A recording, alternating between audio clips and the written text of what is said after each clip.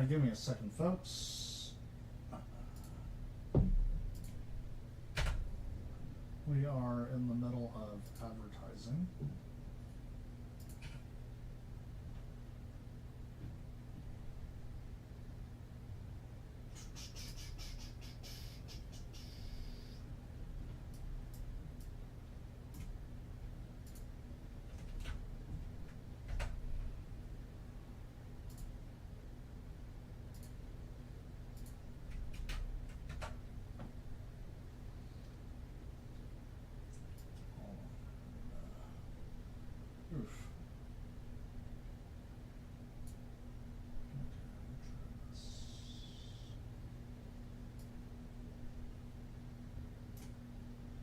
Actually, I should put that up there.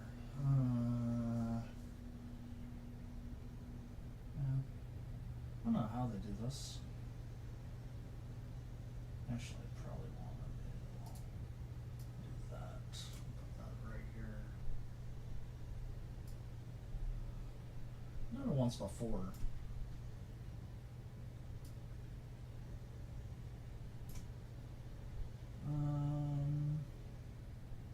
Okay, pop out chat. Gotcha. Minimize that.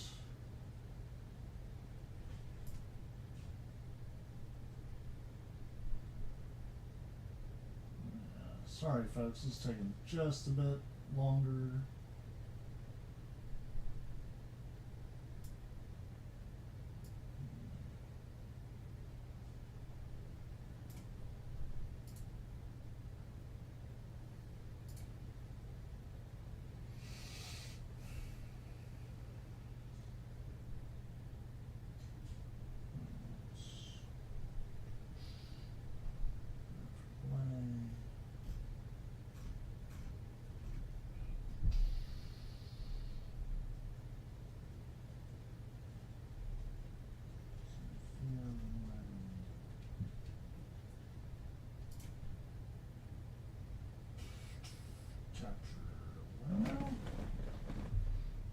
Capture, image capture, slideshow, window capture. I'm gonna do window capture.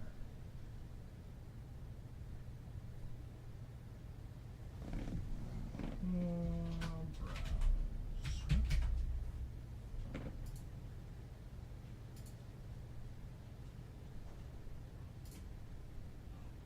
Yep, that's the wrong one. Oh.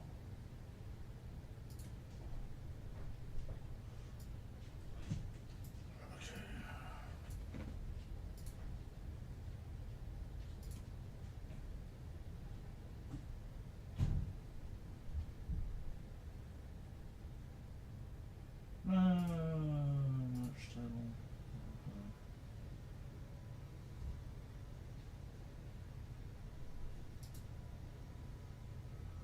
Transform. Screen. Okay.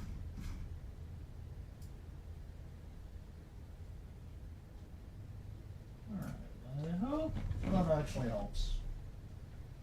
We're gonna try this again. I wasn't so successful last time, but hey, you know, if at first you don't succeed, just do it till it works. You know what they say, the old saying. I guess we're gonna try talking about. Should I just go on it? Ooh, dude. No, that's not so.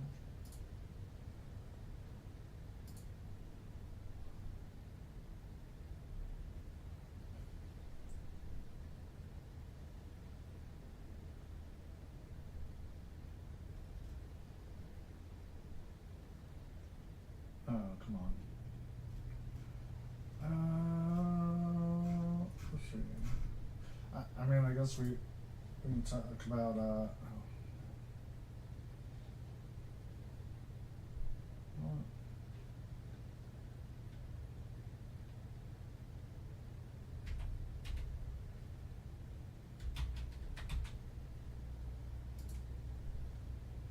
do the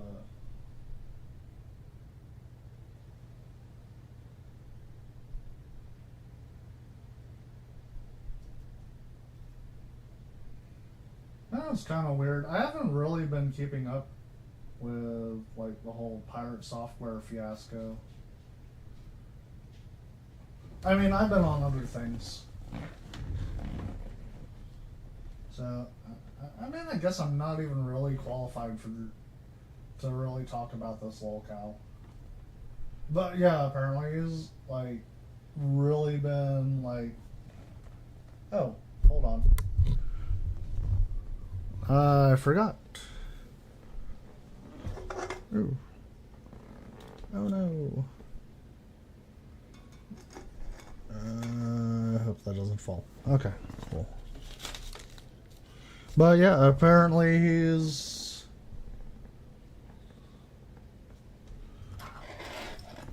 the new lolcow.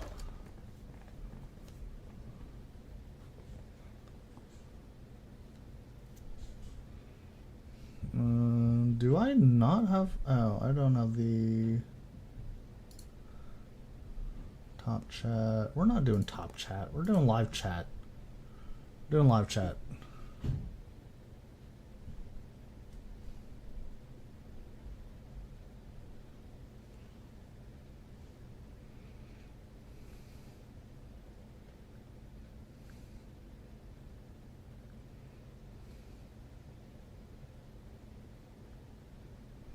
Let's see. Fun fact that he deleted this after people started dragging his ass for it. Stay frosty. Pirate software. Okay. Let's see what he deleted. Okay, he says, I put out 2 videos disagreeing with your initiative 10 months ago, and I haven't talked about it since. Now, your initiative has failed, and you're blaming me for 33 minutes of the hour-long video covering it. Your community is out in force, shitting up our streams and socials with hate messages, threats, and snide comments.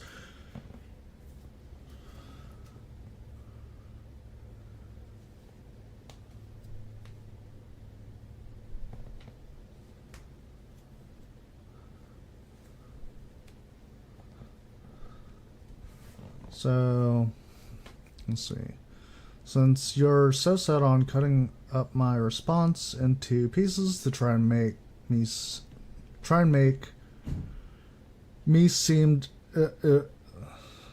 yeah, he's implying that the messages are, yeah, the responses were cut up to make him seem unhinged.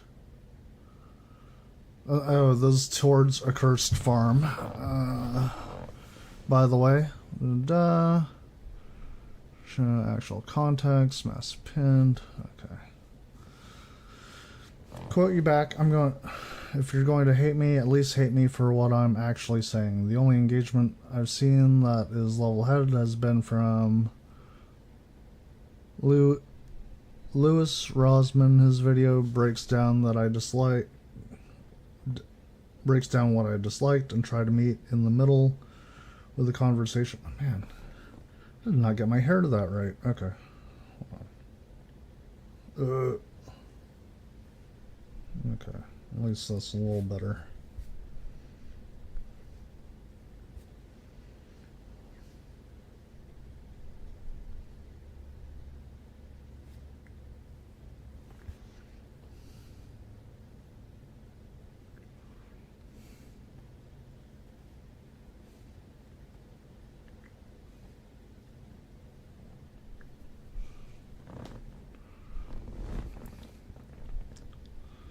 It's fine. Talk to people that are level. Okay. The only engagement I've seen that is level-headed has been from Lewis Rosman. His video breaks down what I disliked and try to meet in the middle with a conversation that made sense. As much as I engaged with them on that video as screenshotted below, I'm fine talking to people that are level-headed about this and can have a conversation.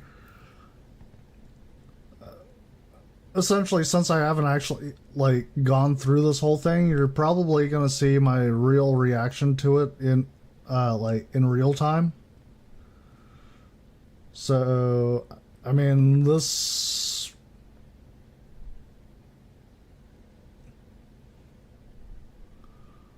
see.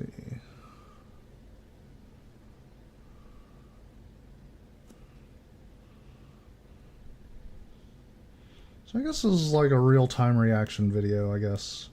Like, I'm not even prepared. Let's see. Here, we're gonna throw these on.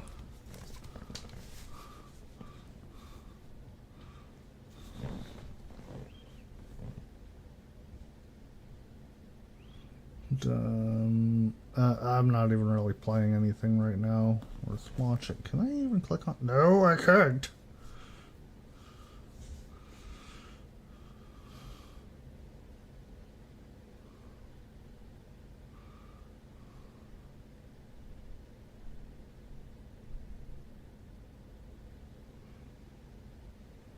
Okay.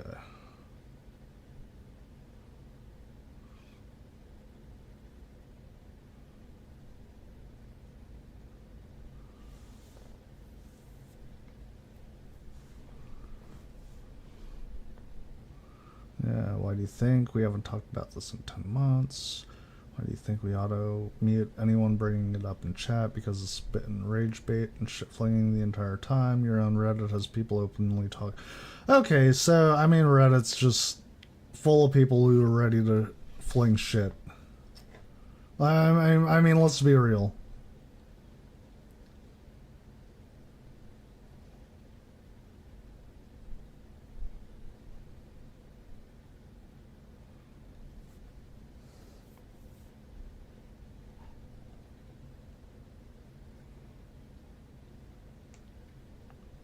Okay.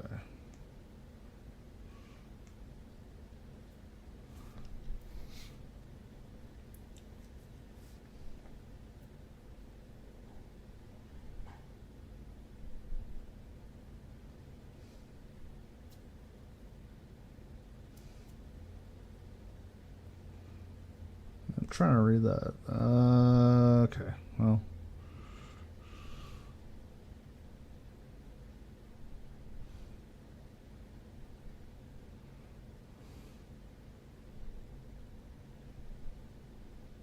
Oh, hey, is that a link? Ah, fuck yeah, there's a link. Okay, man, I really worry about, like, doing React videos, because, like, in a way I have to do it transformatively. So, let's check it out.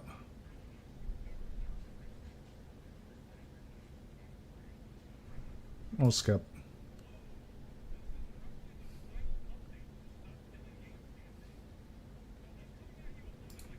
Okay, wait. This is the final. Hold on. I want to see this from the beginning because, like, I've been, like, on some other shit, honestly. Like, 4 days ago. Oh, Jesus Christ. Okay.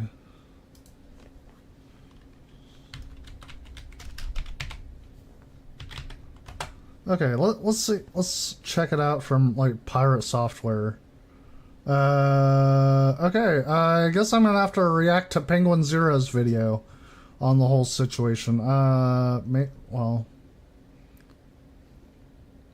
Oh, hey, here we go. 10 months ago.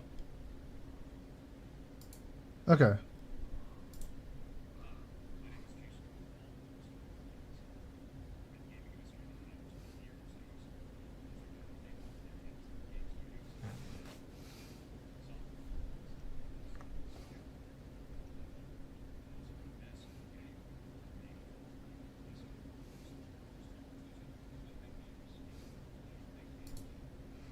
Hold on.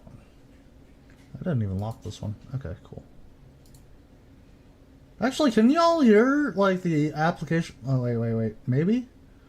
Does it? Does it? Okay, hold on. It's... come on. Let's see, audio properties. Let's... Hold on. We're gonna have to start this from the beginning. And I need to figure out how to turn the audio on for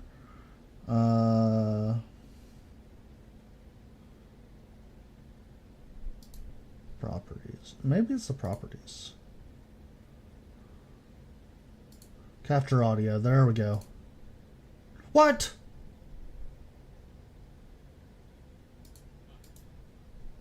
No. I know, properties.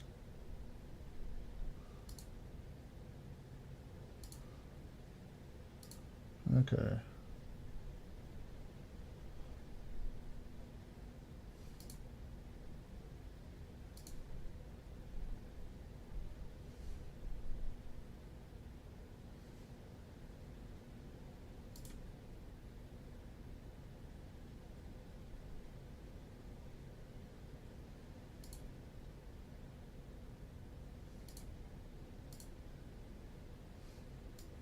Hold on, I need Jesus Christ, that's unflattering. Hi.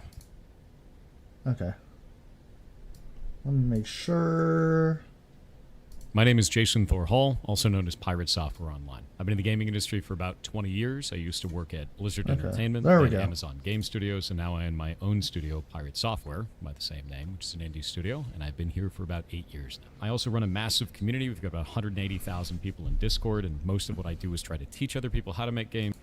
Again, I'm actually just kind of, again, doing a real-time react. I haven't actually been on, been listening to this for a while, and someone was like, hey, maybe you should check out the whole Stop Killing Games Pirate Software thing. Pretty much telling me it's the new lolcow. So I was like, okay, you know what? I don't mind watching people, crash and burn. Yeah. Yes, Lythea. The old devil on my shoulder is here in chat.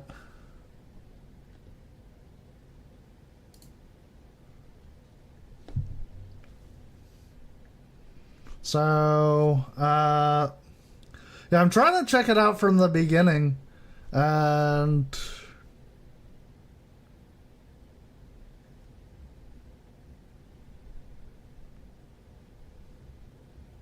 okay, yeah,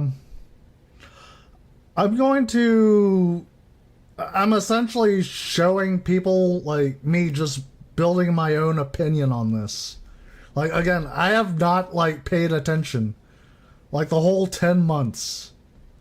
You are watching a real-time opinion be built.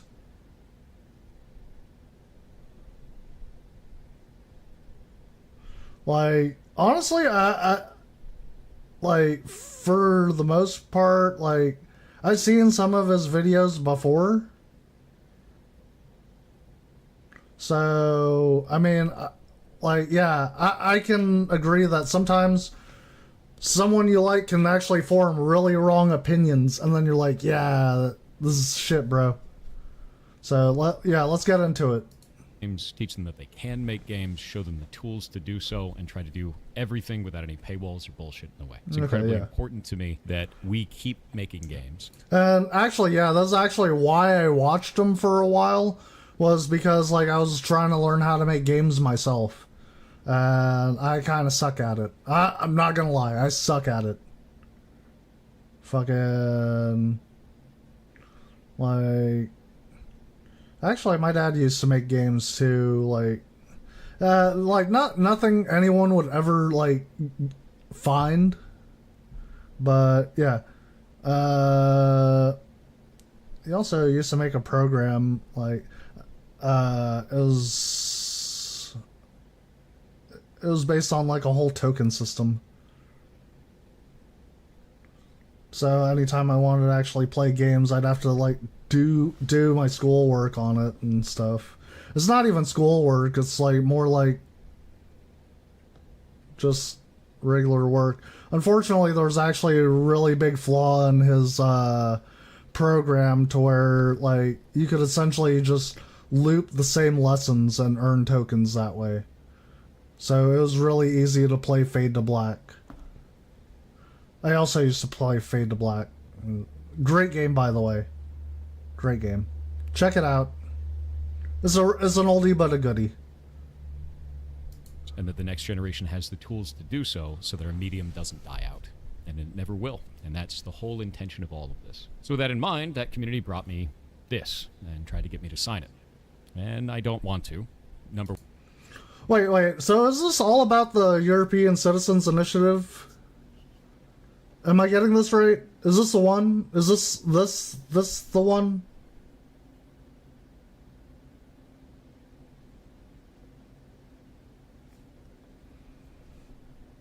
I gotcha. Okay, yeah. Alright, so I'm on the right track. Okay.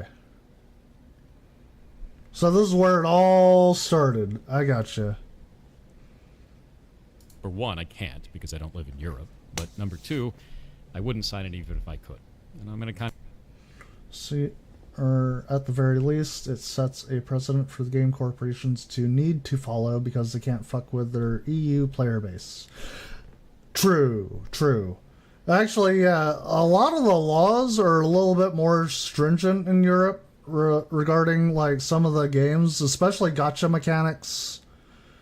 And there's a point where game companies will be like, well, I don't really feel like messing with the game further to make it one thing for one country and then one thing for another country. But yeah, multiple countries have affected the game at their level. But at the same time, like, it becomes more of a headache to where they're like, okay, we'll just make this the same for every country. So, yeah,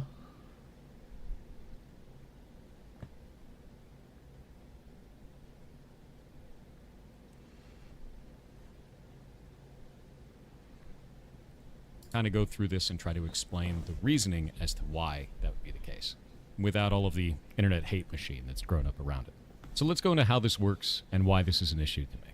First things first, what is an initiative? So an initiative is actually not law. It is something that you put together so you can put it up in front of representatives and they can start the conversation.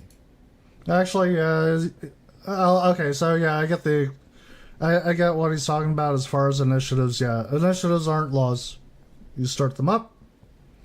It's essentially a way to get people to start talking about it. Like, lawmakers. You're essentially making it a conversation. So that's what an initiative does. Okay. The reason why I have a problem with Stop Killing Games is specifically it starts the wrong conversation. If we're trying Wait, what? to Hold kill on. off the practice of developers putting together a live service game, pitching it as a single-player experience, and then taking away support in the future, this ain't it. And the reason why is specifically on this initiative, under its own description, it says, this initiative calls to require publishers that sell or license video games to consumers in the European Union or related features and assets sold for video games they operate to leave said video games in a functional playable state. Okay, wait. Let me make sure the initiative calls to require publishers that sell license. I'm sorry, I'm trying to, like, burn it into my retinas real quick. Initiative calls to require publishers to sell or license video games to consumers in the European Union or relate features and assets sold for video games they operate to leave said video games in a functional playable state. Okay. I don't see what's wrong with that. Specifically, the initiative seeks to prevent the remote disabling of video games by the publishers. Okay, I don't see where he has a problem with this. And he's saying this is actually where he has a problem with this. Right? Like, the objectives is what he's having a problem with. Let me make sure. Let me backtrack. What's this?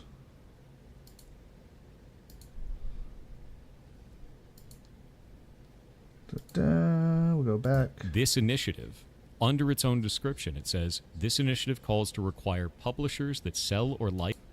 He'll get into what he's got problems with, but be aware that he's interpreting it all wrong. license video games to consumers in the European Union or related features and assets sold for video games they operate to leave said video games in a functional playable state. Specifically, the initiative seeks to prevent the remote disabling of video games by the publishers before providing reasonable means to continue functioning of said video games without the involvement from the side of the publisher.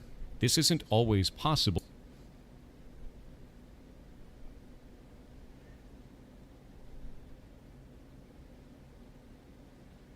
So, if you want to get to the actual person who's spearheading it, Ross can cover that. Okay, actually, yeah. Could you do you have a link? Do you have a link? I'll gladly, like, be able to put that up on, like, a whole nother, like, tab. Oh, okay, so it's a response, is it? Hold on.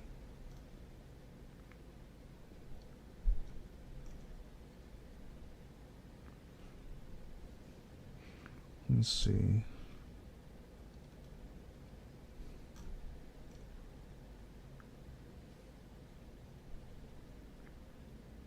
Okay. Yeah, we'll get to that after this video then.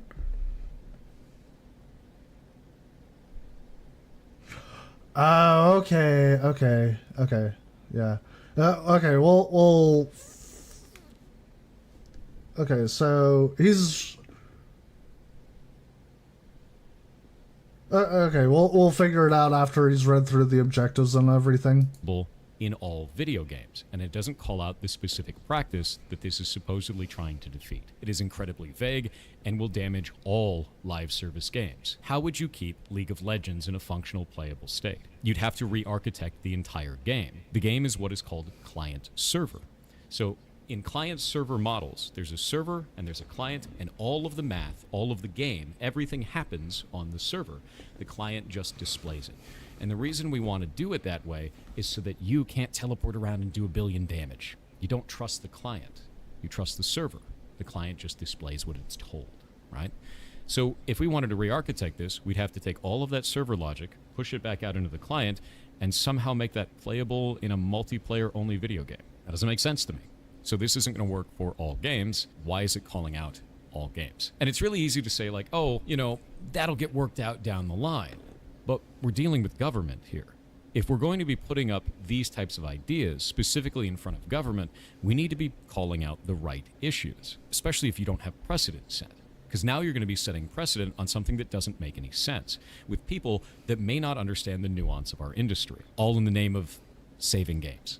I can't agree with that. So let's go into why this is happening, right? So why did this start in the first place? Okay. What is the specific cases they've called out that are egregious? And they have one. It's The Crew. So, action on The Crew. The video game The Crew, published by Ubisoft, was recently destroyed for all players and had a player base of at least 12 million people. Due to the game's size and France's strong consumer protection laws, this represents one of the best opportunities to hold a publisher accountable for this action. If we're successful in charges being...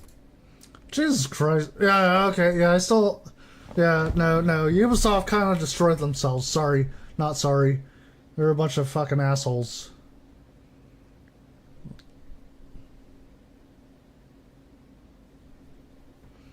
I feel sorry for the workers, though. I really do. I really feel sorry for the workers at Ubisoft. I don't feel sorry for Ubisoft as a company. The people who ran Ubisoft, the head execs at Ubisoft, I don't feel sorry for them at all. Oh, yeah. If they're good at their jobs, they'll get hired elsewhere. Yeah. Unlike Polygon, where they weren't good at their jobs. There were a bunch of disgruntled journalists who landed in gaming journalism. Yeah. Bye-bye.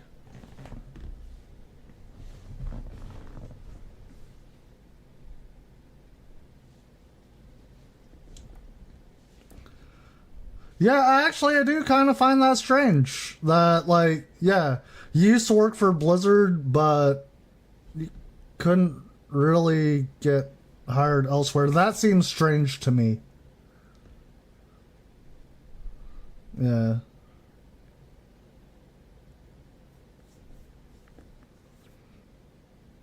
What games has he made, like, after Blizzard?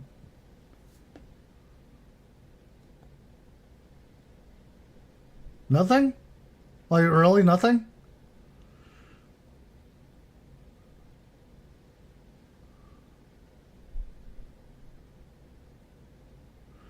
And, like, nothing has come of it. Like, he's been working on some Vapor game year. Yeah. 8 years! Jesus Christ! That's a lot of nothing! I'm sorry. Okay, yeah, yeah. Okay, that's why I couldn't actually get any good, like, info. Jesus fucking Christ, I've been taking advice from the wrong fucking dude. Okay, yeah, yeah. Okay, well, shit. Guess it's better to find new advice elsewhere. Just get a second opinion. That's why you get a second opinion for every doctor.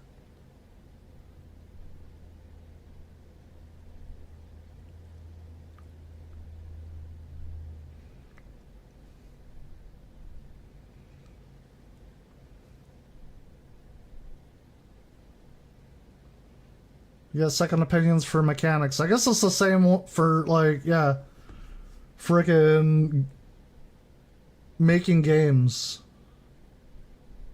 Okay, yeah. Man, you know what? Yeah. I do want to look that up, though. What game says pirate Is it one word or two for pirate software? It is one, right? It's one? Oh, no, two. Two. Oh, it's one?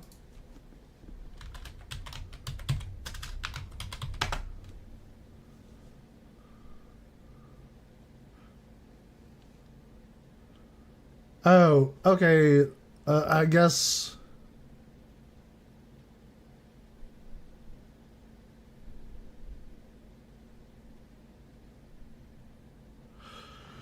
Fucking side projects or prototypes count as developed video games? Okay, no, fucking...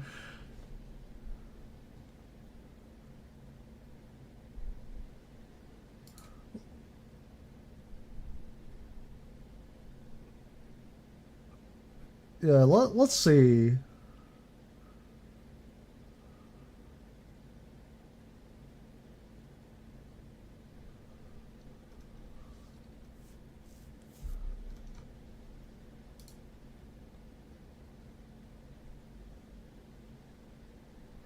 Let me make sure. Heartbound.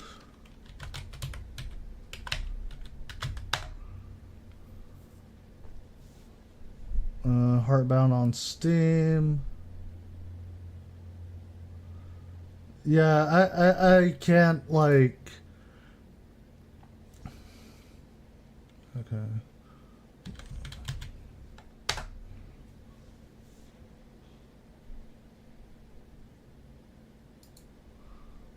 Overwhelmingly negative. Okay, it might have been review bombed. So...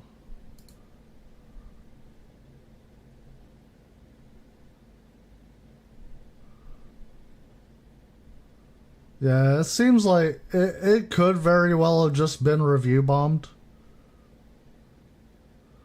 But at the same time, yeah.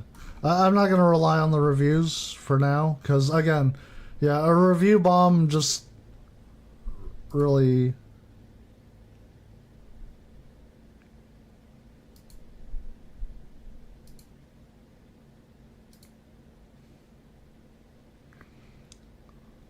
Bro, this looks like it was made with RPG Maker.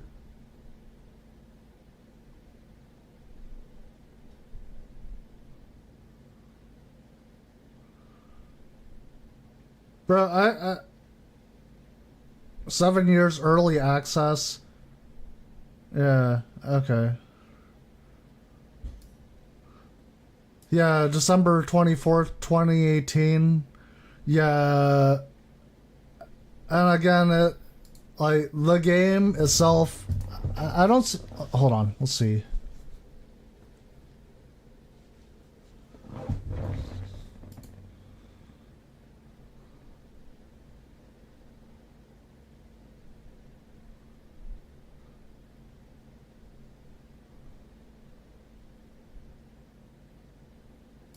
Yeah, no, this looks like it was made with RPG Maker. My bad, but yeah. Also, early access. Nothing against RPG Maker. I fucking love RPG Maker. But if you're... Yeah.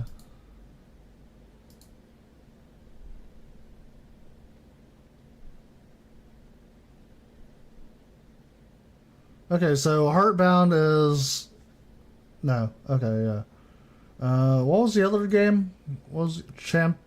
Champions of Breakfast?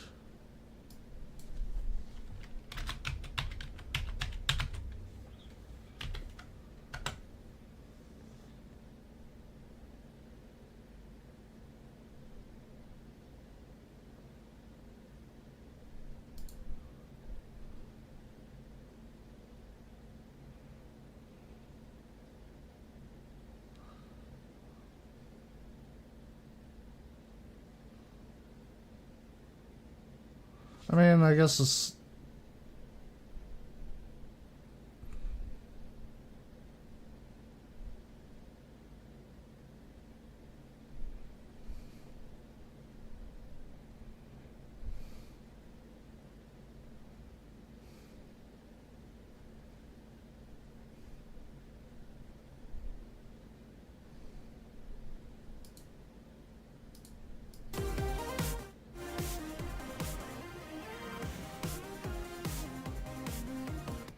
Okay, hold on. I don't know, but...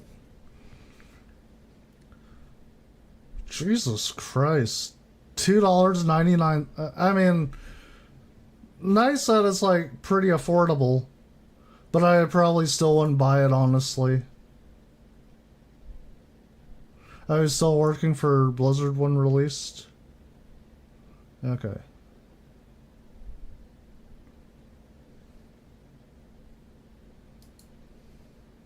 Okay, well. Anyways.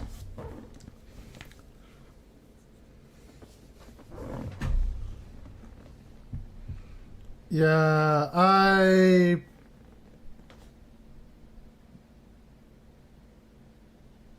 don't know. I've seen some better ones. I've definitely seen better ones. Fucking OG 19. What was that? 19. Fuck. What was that fucking one? It was with the planes and shit. Fuck. What was that? Hold on. What was that fucking game? 19. Was it 1942? Or 19 something? 1945, 1942?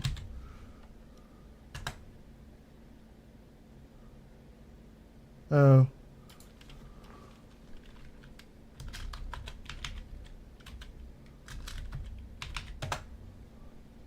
It was 1942. That shit was dope as fuck. Fucking love that shit. I don't know if anyone remembers 1942. It was good.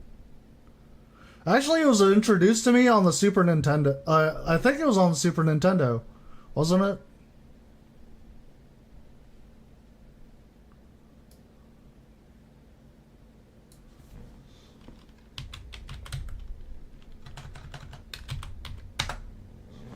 Yeah, it was on the Super Nintendo. It's on the Nintendo. Yeah. Regular Nintendo. Yeah, it was introduced to me on the... I had a friend, his name was Chris. And he had this shit.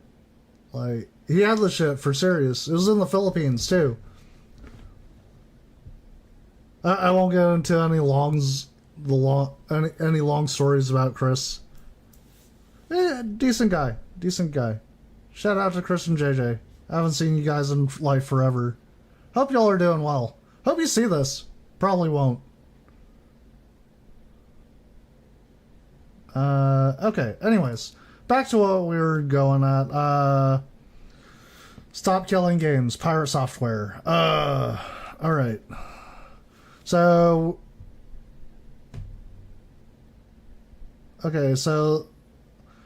there's the action on the crew against Ubisoft, da-da-da. Pressed against Ubisoft, this can have a ripple effect on the video games industry. Okay, so... Size and Francis Strong. Why did this start in the first place? What is the specific cases they've called out that are egregious? And they have one. It's the crew. So, action on The Crew. The video game The Crew, published by Ubisoft, was recently destroyed for all players and had a player base of at least 12 million people. Due to the game's size and France's strong consumer protection laws, this represents one of the best opportunities to hold a publisher accountable for this action. If we're successful in charges being pressed against Ubisoft, this can have a ripple effect on the video games industry to prevent publishers from destroying more games. First off, I don't like the idea in this that it has a player base of 12 million people. That is not how long-running games work. There is a large number of people that buy the game, and that player base slowly dwindles off until nobody is playing it anymore. If there's any costs associated with keeping the game online, which this was an online video game, then eventually it costs more to keep it online than it does to keep running it, right? So the cost outweighs the amount of income. Wait. Was The Crew strictly online?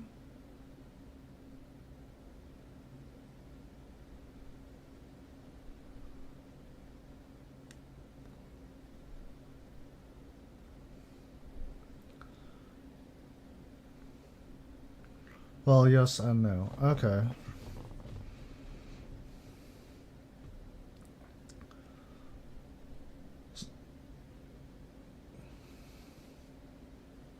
Oh, yeah, forced online. That's... works for MMOs, but if you're constantly playing single player on... like, if you had single player campaign stuff, that shouldn't be tied into like multiplayer. And you should still be able to do stuff single player.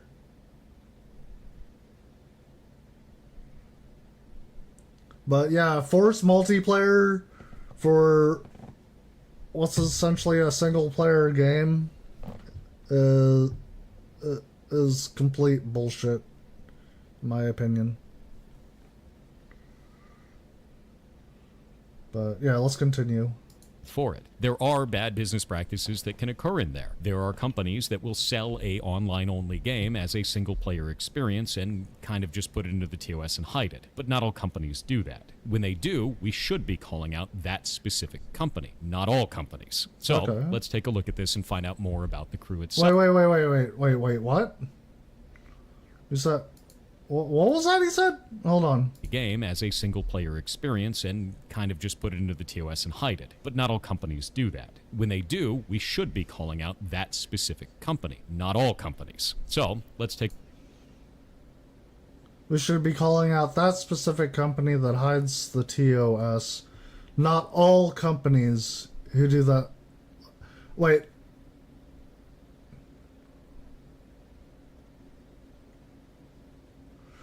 So, wait, he's saying if you catch that one specific company, call out that one specific company? Or, like,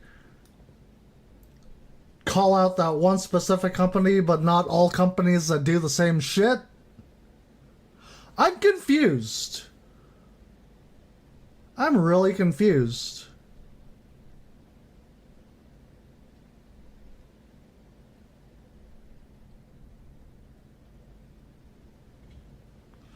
Yeah, it's...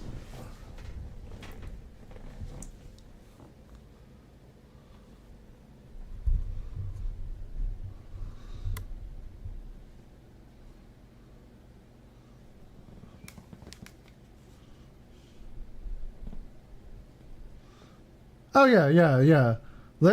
Everyone loves, like,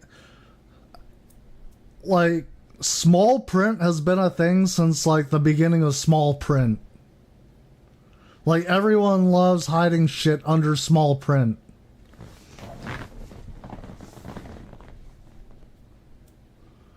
Like, fucking... Yeah. The EULAs, yeah. Everyone loves hiding their shit in EULAs. They'll fucking make it a mile fucking long, and there's one line in that mile long fucking, like, EULA that says, oh yeah, by the way, we have the right to destroy our game, da-da-da-da-da. But it's, like, hidden in the millions of fucking bullshit that they stack on top of it. And in between, like, it's sandwiched in between bullshit.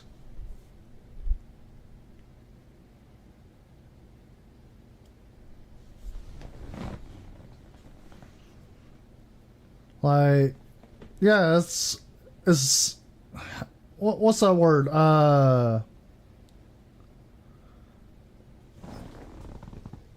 It's dishonest. I'd like to say dishonest, but yeah. I mean, every company likes. That's why a lot of people say read your contracts. You know. But I mean, even then, reading your contracts doesn't promise everything. Like, you need days of reading just to find that aha, gotcha, I'm not signing this kind of deal. But you think people are gonna fucking sit there and read the fucking EULA fucking days worth of work reading that freaking shit just to find that fucking little bit that says, oh yeah, we have the you don't actually own it. You know, you're buying a license to use, da-da-da. And yeah, actually that's a big thing. That's a big thing. That was a big thing with fucking Ubisoft. But yeah, let's continue. Take a look at this and find out more about the crew itself. And if we pull up their Wikipedia... Oh yeah. I actually, honestly, if you're gonna do that, put it at the beginning. Put all that bullshit at the beginning. The reason you're trying to put it towards the middle.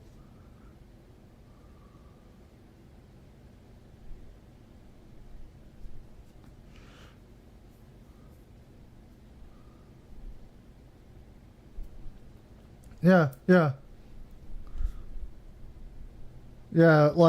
When you buy music, yeah.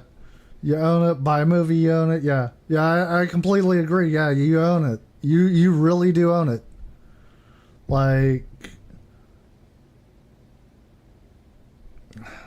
How should we say?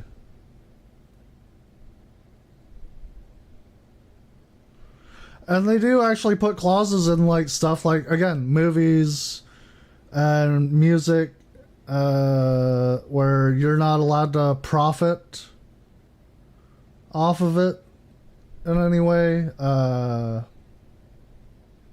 mean, also clubs and stuff do kind of get away with that shit. But I mean, honestly, but then again, that's you do have clubs that exist just for people to dance and stuff. Yeah, I get that. Movie theaters have a thing, but that's a whole separate thing.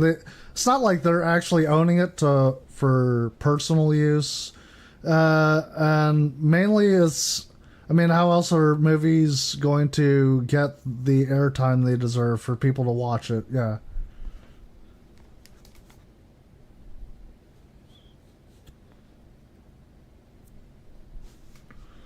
Yeah, honestly, if I still had a copy of what was that, Friday the 13th? Was it Jason Takes Manhattan? Hold on. Friday the 13th. Jason Takes Manhattan. I think that's the one. I think that's the one I owned. I actually used to it was a good one.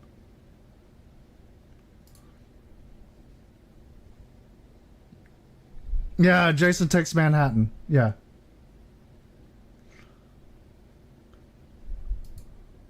But yeah, if I still if we still own that and shit, yeah, fucking we could still watch it as long as we had like a VHS player.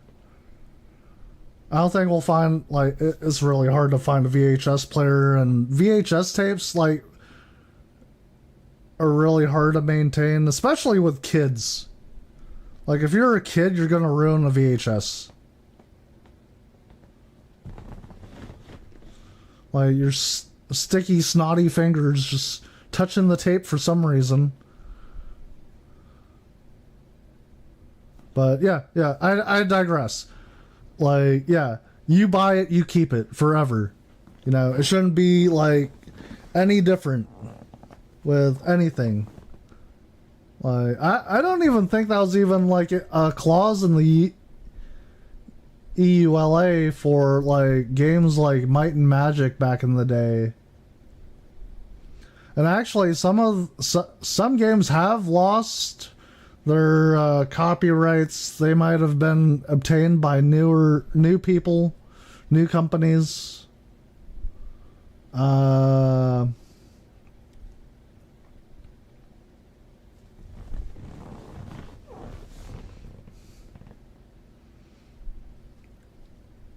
But yeah,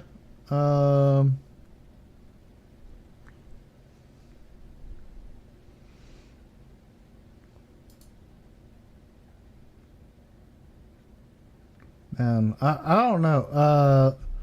Actually, yeah, that's something to look into later on. Is if like older companies from like early 2000s, late 90s actually had the same like clause in their EULA. I don't think so, but I might be wrong as well. But I don't think so. I still think they went by the whole parameter of like you buy it forever, you know. You buy it, you keep it forever. The Crew was actually created in 2014, which, much to the hatred of all of us oldies on the internet, was 10 years ago. Oh.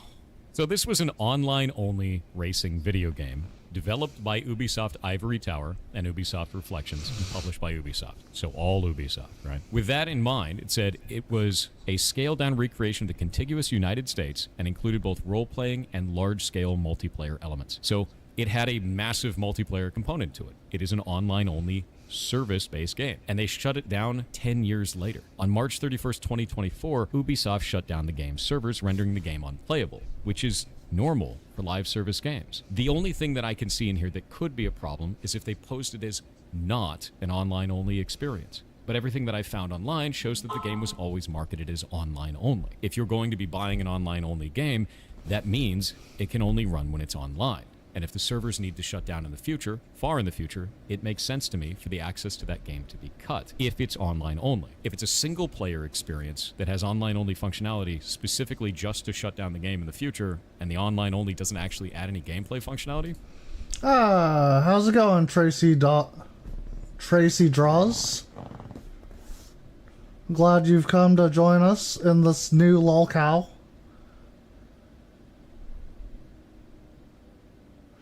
Thank you. I appreciate that. I'll never turn down wishes of a good day. Of a wonderful day. I enjoy it. Thank you. Alright, now onto our... onto our new thing. Yeah, trying to form an opinion on the new lolcow. So I'd agree with you. That's a shitty business practice, but that's really rare. And in the specific cases where it does happen, we should call out that, not just all games and not all live service. Oh, I stream on Twitch as well. I stream on Twitch.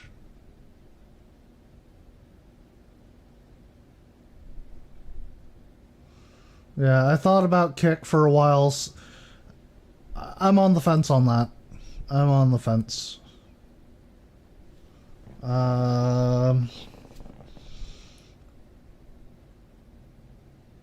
Yeah. I also post some of my stuff on Zitter and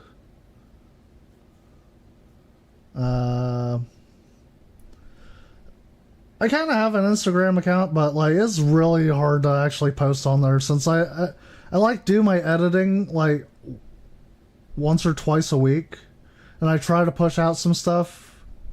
So it's really hard to push out like gameplay footage. This I might actually make into a whole video though.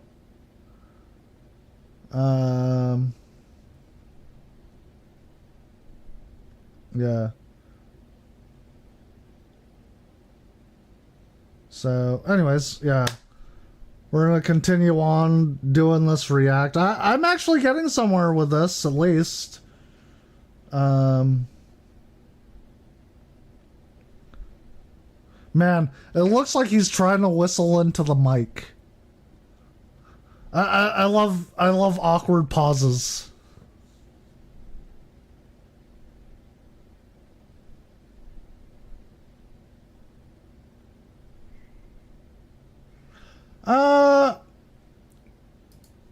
For beginners,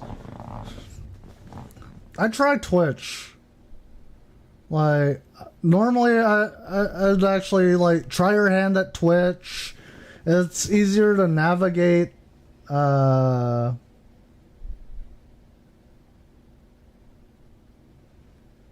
YouTube's I also do it on YouTube. Yeah, I like stream on like everything. I stream on everything. Like literally, even though you're watching me on YouTube now, I'm also streaming on Twitch.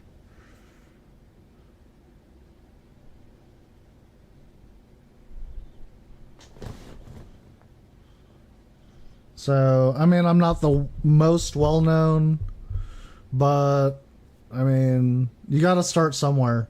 And sometimes starting somewhere means starting everywhere. So, and then you keep at it.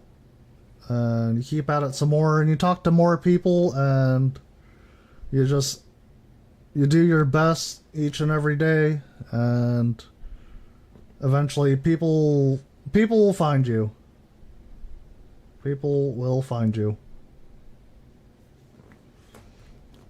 And get yourself a mod, cause like you'll get creepos that just like wander into your like chat, and then they'll be like, "Oh, do you want to buy my graphics? I think you need a stream manager. I'm a stream specialist." Don't fall for it anyways. Like, everything you do, you can do yourself.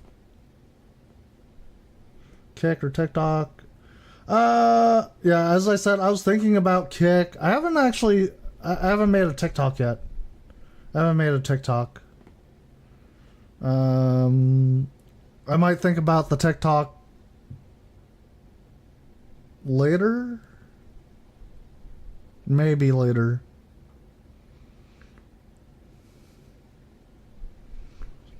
Like, that, I'm also kind of on the fence on that one.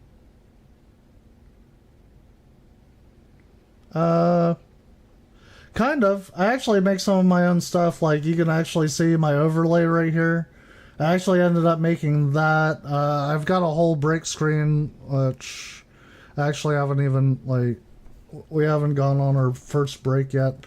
But I'm actually getting into this. I may not even, like, need the break screen, like, for the whole night.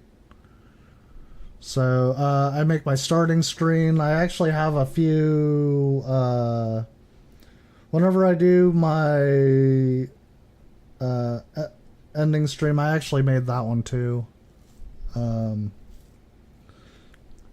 do have a few drawings. I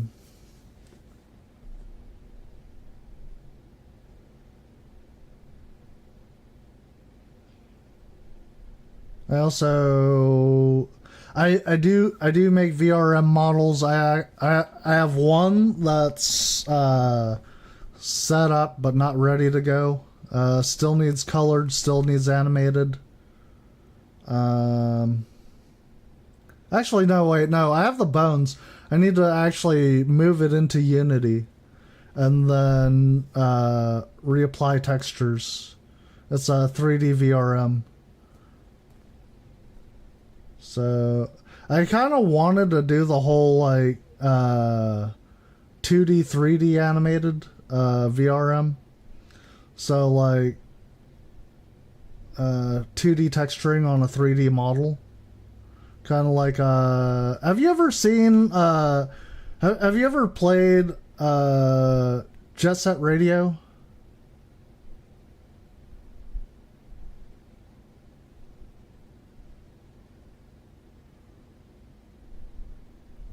Or Jet Set Radio Future? Like kind of like I was hoping to do that style, but right now the textures I can use are kind of limited. I'd actually have to create like it would be weird, but yeah, I do have a I do actually have a VRM. Yeah, I just don't use it. You've never played Jet Set Radio? Okay, no, check it out. Like that's a good style for like. I personally think it's a good style.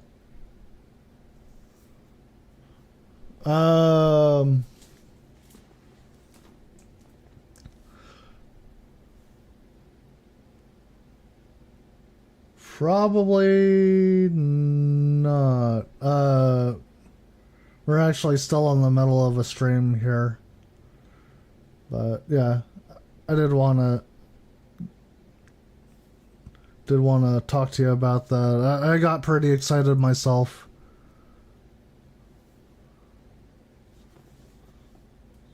Okay. All right. I might check you out.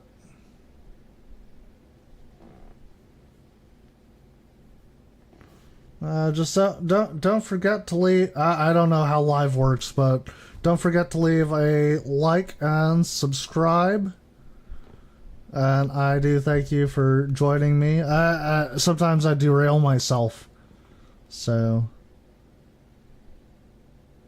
yep, I will probably check you out here.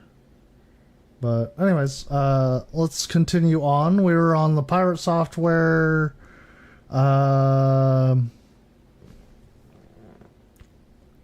He was... Damn it, we're gonna have to backtrack. I forgot everything I was even talking about. Okay. Only. If it's a single-player experience that has online-only functionality specifically just to shut down the game in the future, and the online-only doesn't actually add any gameplay functionality, I'd agree with you. That's a shitty business practice. Okay, yeah. Okay, at least that part, yeah, I agree with them on that. Yeah, shitty business practice if you do online only, where online doesn't actually affect your single player, or well, it affects your single player. Okay, no, sorry, I'm getting all pants on head now. Okay, that's really rare, and in the specific cases where it does,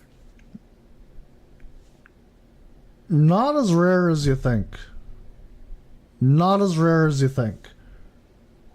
There are a few games that... Actually, wait. Maybe it is actually kind of rare.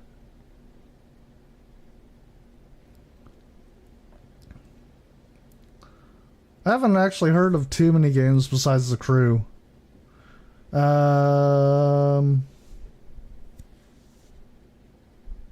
does happen, we should call out that, not just all games and not all live service games. Further, there's more context to this. I think we should call out all games that use that shitty business practice. Not just that game, but yeah. Too. The Crew itself came out in 2014, but it actually had a sequel that came out in 2018, and then it had another sequel that came out in 2023. And if we go to The Crew's SteamDB, which again is not going to be all of the player base for this. It's only going to show the ones who were playing it through Steam. It was on multiple platforms. We look at the max here. It did start out with a sizable amount of community, and then it degraded. And it had a major drop-off in 2018, which is the same year that it launched a sequel. This is normal. When a sequel comes out, a lot of the player base, if the sequel doesn't suck, will move over to it. And then the servers effectively die. You can't run a live service game on this few players. You can't. Most of the time, especially not if there's anything else that goes into it. And if we go into that anything else, there's one we can see that player. there's license problems. So on December 14th, You see that shit? They have one player. Like, players right now, one. Wait. How did they have one player? Is someone just like got the crew on 24/7? Like they can't shut down the server because of the one person? Sorry, that shit would be like, not gonna lie, the shit's like, the shit's dope. I like that. I like that. And if we go into that anything else, and we could see that there was license problems. So on December 14th... No, wait. They did the same thing with like, fucking... There was actually that, damn it was Halo. They actually had like one person, like, they were shutting down the servers and they had like one person just, or like a few people just like in all the time. Like they wouldn't quit at all. I think I remember that shit.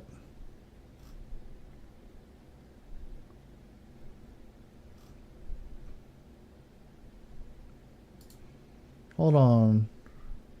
Mario Marseille. You're...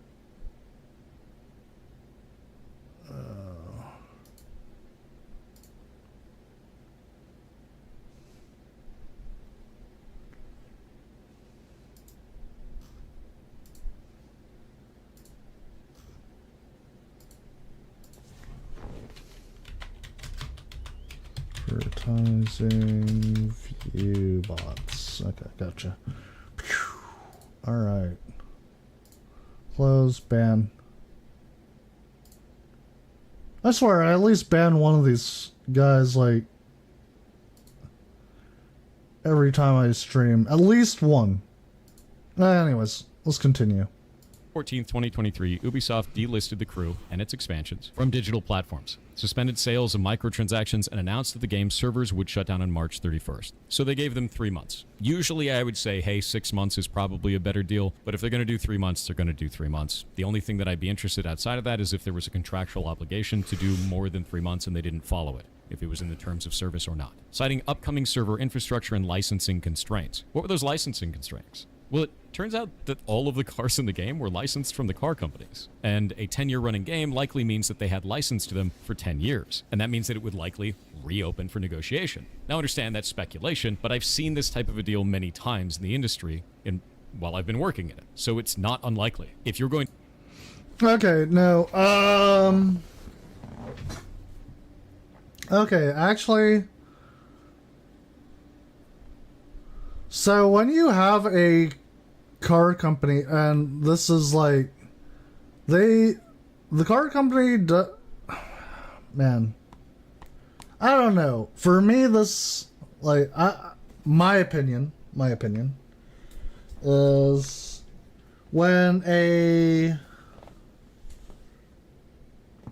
car company decides to pull, like, that kind of shit, like, oh yeah, you have the license to feature our cars on your games for only so long. No, that's a shitty part. Like, that's a shitty deal on their end, the car companies.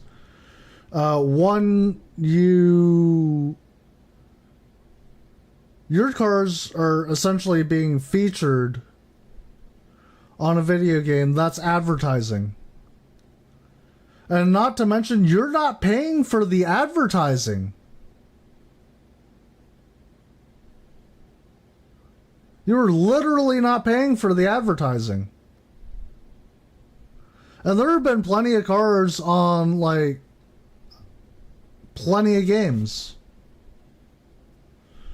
Damn, I'm, like, trying to think of,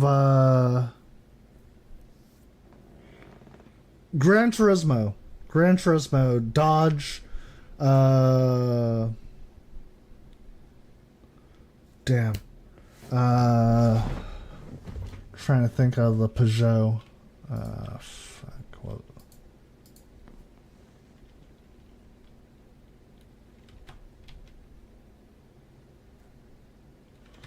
Okay, I can't really think of it. Okay, well, cool. But no, like, yeah, Gran Turismo, I mean, essentially, like, it was just one big car advertisement. There have been other, hold on, racing games.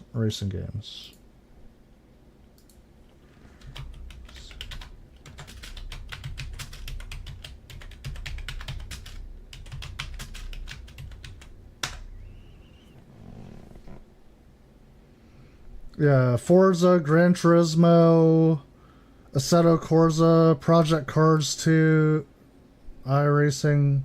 There's actually a lot more than that.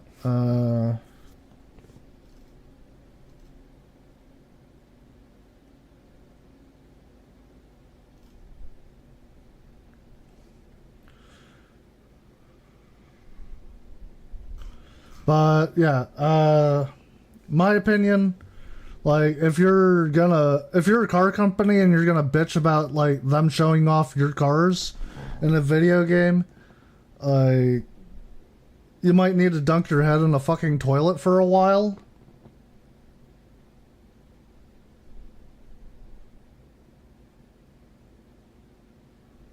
Like, and I mean, like, continuously dunk, like, you know, take your head out every once in a while, you know, breathe in some fresh air, because you're gonna need it when you go and dunk your head back in that fucking toilet again.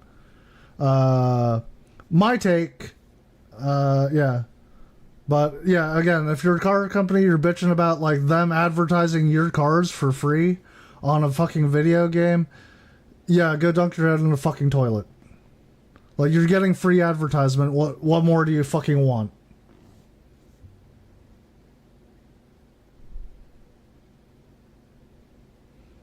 But yeah. So yeah, developers don't, again, on the other side, yeah, developers, fucking, me personally, don't take shit from car companies. Like, not like,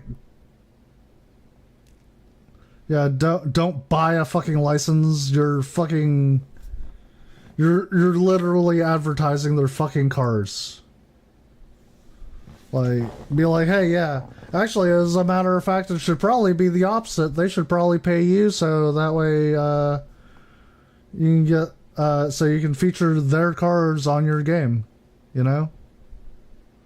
And you want to be really generous, fucking do it for, like, one time. Fucking forever. But also, yeah, don't screw your player base. Don't screw your player base and be like, yeah, you only have the license to own this fucking video game, or to play the video game. You have no rights over it. You bought it, but, like, you only bought it for so long. No, we're not playing that fucking game. Going to have to renegotiate on a game that has so few players and is not turning a profit anymore, you're probably just going to forego the renegotiation. And if those servers are aging, you're not going to want to recreate that infrastructure. Also, again, there should be no renegotiating on the fucking license, especially again, if you're advertising a fucking car company's fucking cars. Just saying. And there are some people that'll say, well, just make it all single player. Well, I've explained that doesn't make any sense in the first place. If you're making it all single player, you'd have to carve off all of that, and it's developer time and money. When you already have sequels out and the game has basically no players left anyway, it makes more sense to just move on. Wait. There are plenty of single player games with online, like, with like online play, and they can function just perfectly fine as single player. Am I missing something? I think I'm missing something. Like, there are like single player games with like that can function as just single player games with like, but they also have like an online like thing. I'm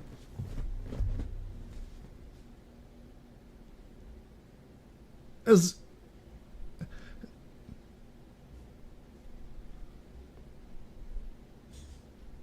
he's not trying to gaslight, is he? I feel like I'm being hold on. No, let's continue. I don't find that to be a problem from the developer perspective, and I understand that people find that to be a problem from the player perspective.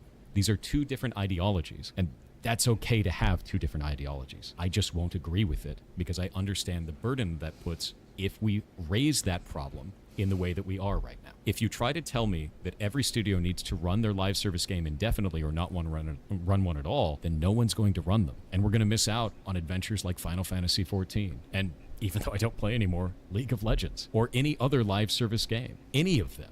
You're talking everything, like even phone games, as funny as that is. A lot of people don't realize that phone games require online-only activity. What about things like Pokemon Go? What about stuff like Monster Hunter Now? What about any of these? We'd never get any of them. And that's why I think this needs to not be vague. It needs to be specific about the business practice it's trying to defeat, which is specifically companies that are doing this under the guise of it being a single-player game, but adding online-only functionality that is not necessary and doesn't add any gameplay elements. That's the problem. So now we're going to go to Ross, otherwise known as Accursed Farms, the creator of this initiative, and one of the ones that's pushing it the most online. I'm going to let... Okay, we're going to go ahead and take a quick break. But I will be back. We're going to stop it right here for a second.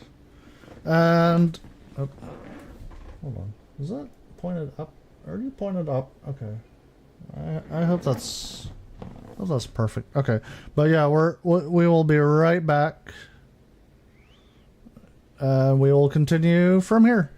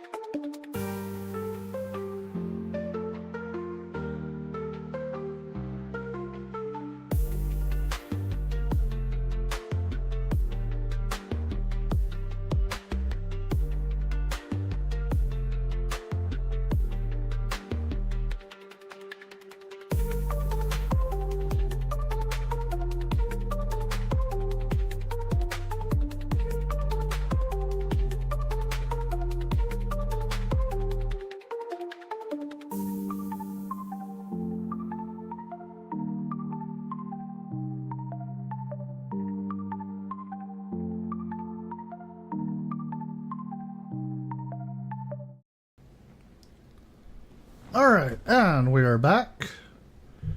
And we are continuing on with the video, I hope.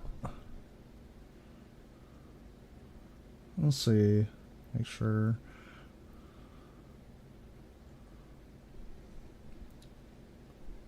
So, hopefully the sound is coming in okay. I haven't checked on Twitch. Hopefully the sound's coming in okay. I'm that backflip. And I play every single day. I play every single day. That's not even, like, kind. Okay, so, stream manager. We'll check the stream manager. Okay, so, stream manager. We'll check the stream manager. Okay. So, stream manager. Let him say exactly why he thinks.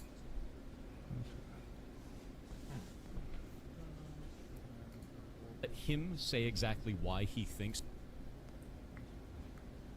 All right, we're good on that one. Okay, so I can hear the sound. I just had to double check on my sound.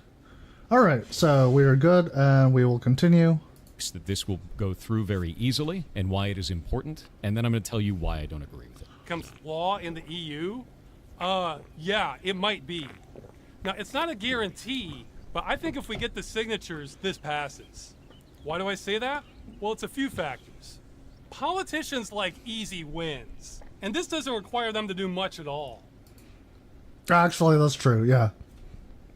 Politicians do like easy wins. Yeah.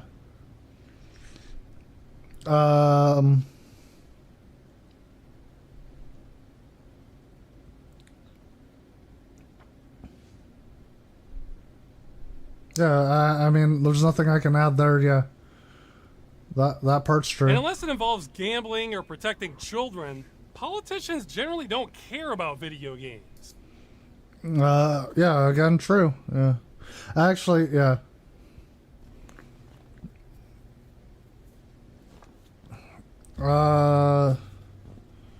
Yeah, I mean, it's not like the 90s, early 2000s,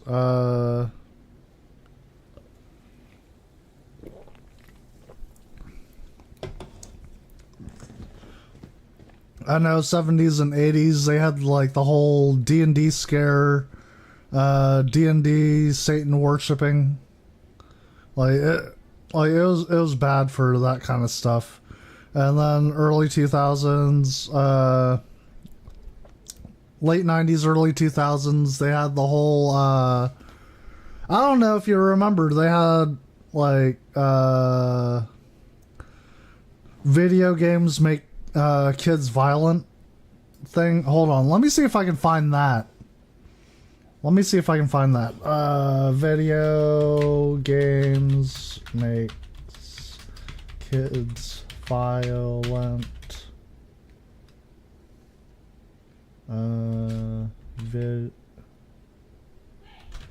90s scare.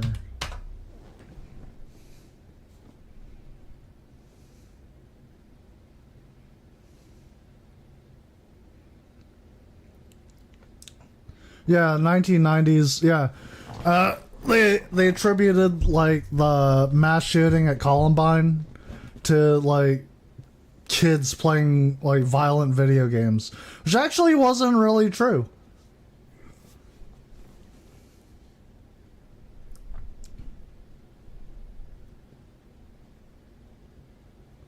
Yeah, and again, same like yeah. It ended up being like, yeah, the whole connection was like pretty much like debunked.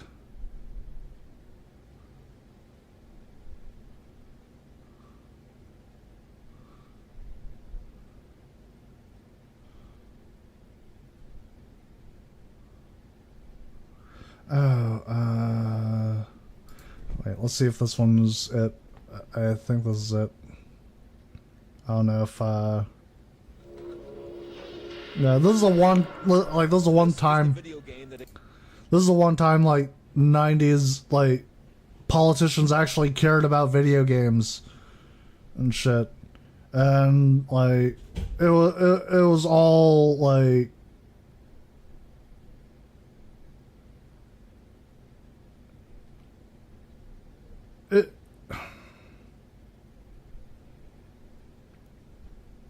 it was a shit take. It was a shit take.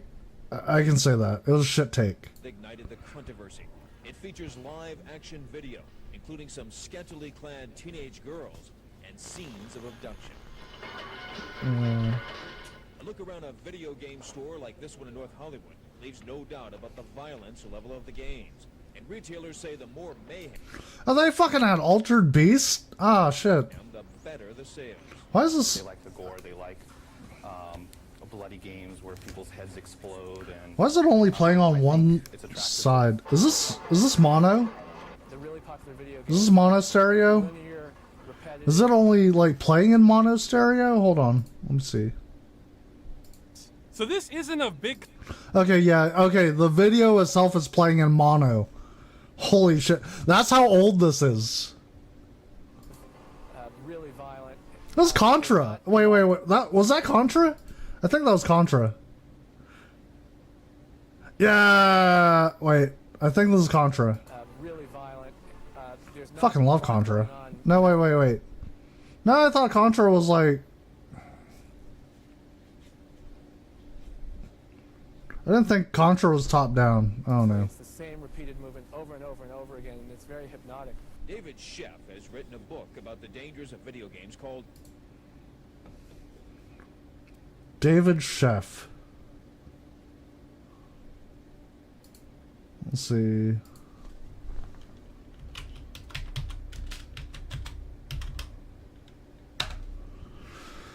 Let's take a look at old David Sheff here.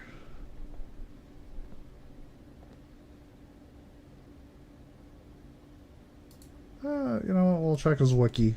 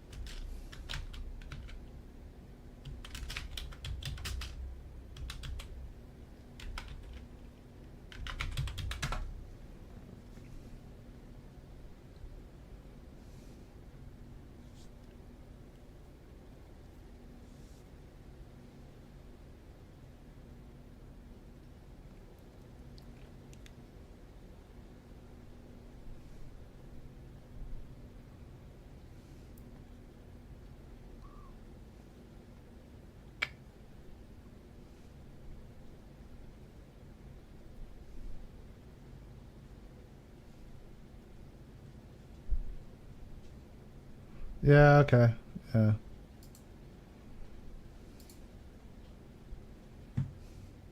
Game Over. He says many kids play the games obsessively, and he believes the interactive violence affects them long after they shut off the screen. Kids who play a lot are frustrated. They're anxious. They have a lot of problems with communication. They have fights within their family. Their sibling problems. I don't. So he's like an addiction specialist or something, right? I don't think.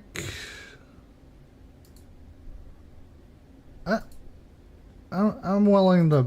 Hold on.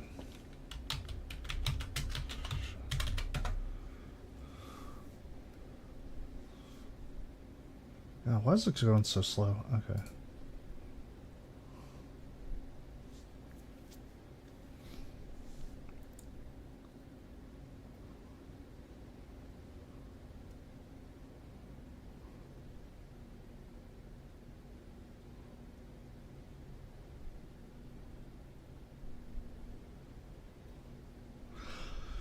So, as far, I mean, just from his wiki, and wiki is not like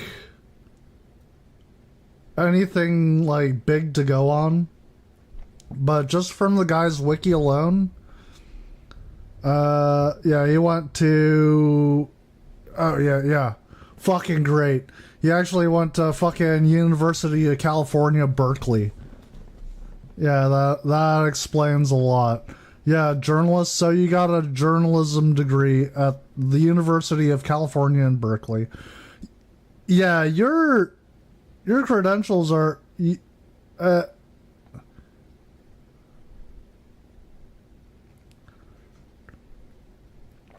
Yeah, he writes mainly about addiction.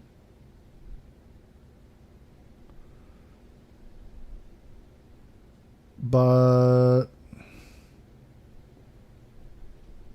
yeah. Okay, yeah. So this guy is another one with a journalism degree.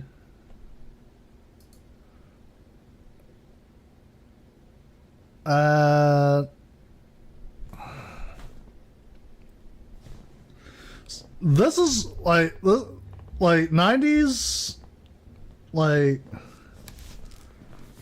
90s stuff is, I mean, shit on its own.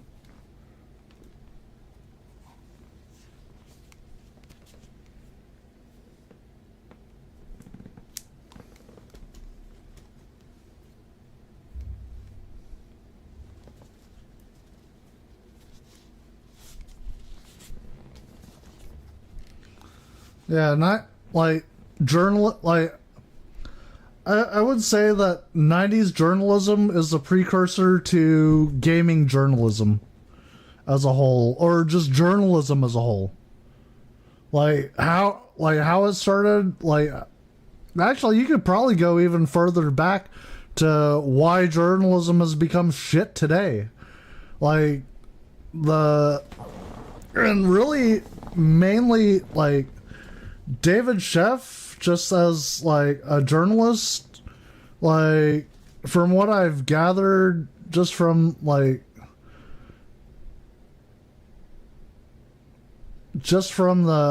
current interview that like I'm watching right here, is he's probably actually one of the people that was like, he was journalism trying to like, you know, stoke the fires of like what, like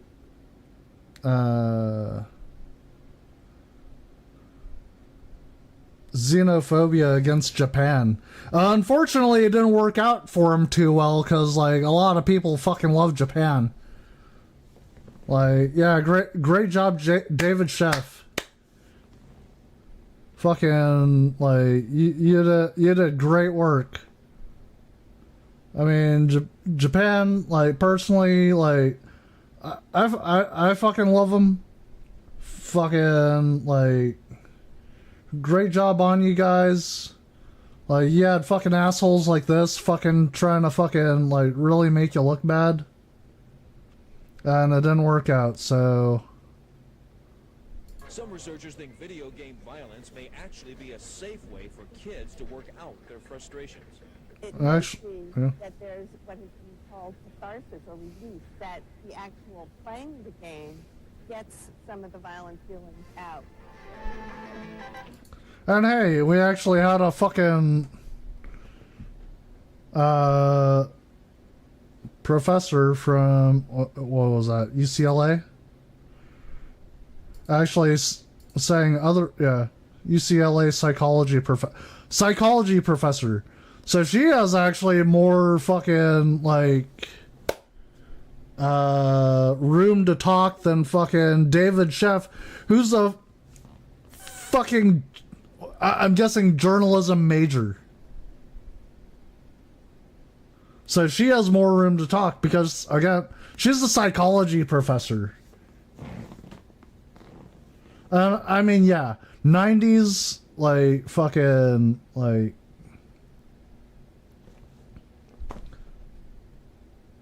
late 80s, early 90s as a whole, just, like, I'm sorry, like, it kind of was shit. Like, just people fucking trying to scare you left and right. Like,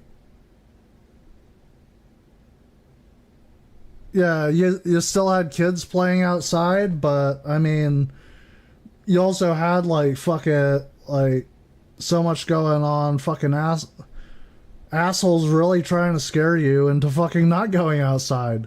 And then you got them like the same people today are asking, well, kids these days don't go outside anymore. What the fuck happened? Just saying. Not 90s was, yeah. They caused the problem, and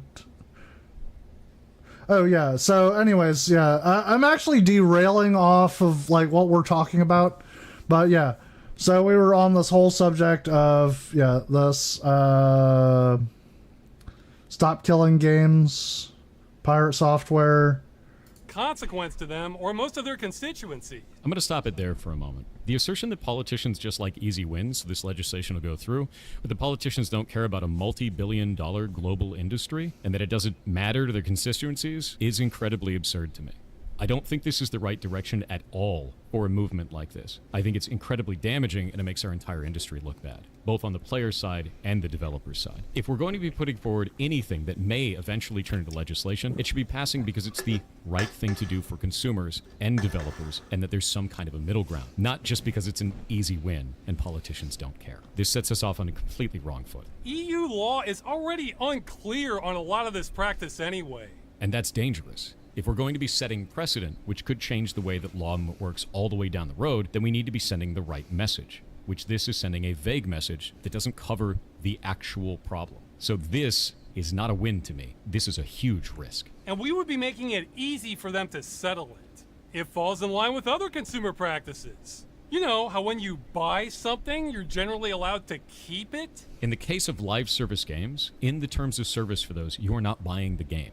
You're buying a license to the game. And that's the part that's really different here. If we don't like the idea of live service games as a whole, I get it. Don't play live service games then. Don't agree to those terms. Yeah, but those terms are also in single player games as well.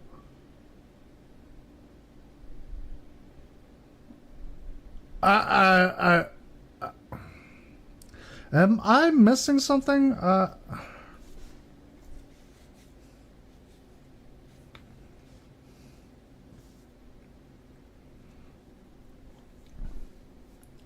Like, I think I'm missing something.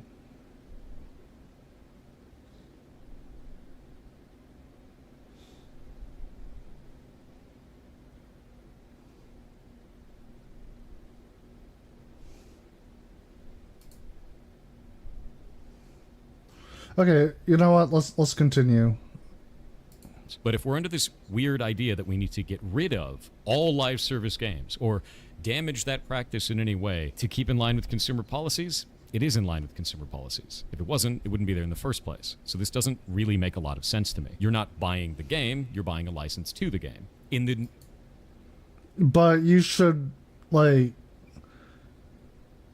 if you're, god damn. But how should we say? If you're,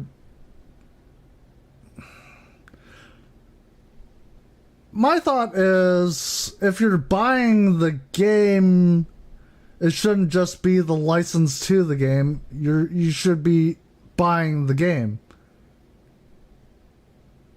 Like, it's the same with movies. You're not buying a license to the movie, you're buying the movie. Like, yeah, there are certain things you can't do with the movie, like profit off of it. I mean, if you profit off of it, you also have to pay out the royalties. Yeah. I mean, same with music. You shouldn't be profiting off the music. You'd be paying out the royalties for it.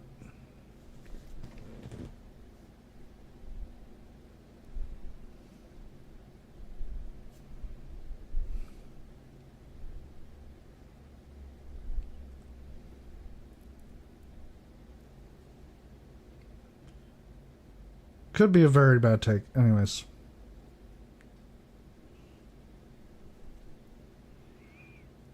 But no. If you're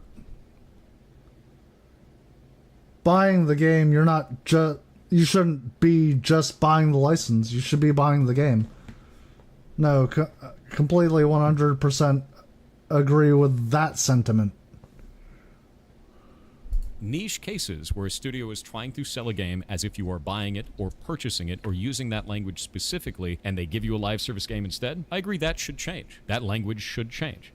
You are not purchasing the game. You are not buying the game. You are paying to have a license to a live service experience. I get that. Is that what this is doing, though? The initiative is not trying to call that out specifically. It's trying to say that all games need to stay in a functionable, playable state, which is not calling out the language that is being used to manipulate the player. Call that out specifically, not this vague bullshit. And finally, this is a diversion from really serious topics that politicians would prefer not to deal with. That's really gross to me as well. The idea that this is just a diversion from serious topics and they can get an easy win in and we can just push it through and there won't be a lot of pushback on it and they're not going to have to think about it too hard. That's crazy dangerous, dude. If you're going to be setting precedent, if you're going to be putting forward something that you want to start a conversation to eventually become legislation, and these are the reasons for it, not only can I not agree with the initiative, but I can't agree with you. And I think that the tactics that you're using here are really disgusting. So yes, I won't agree with that. And I won't agree with Ross. There's no way around that.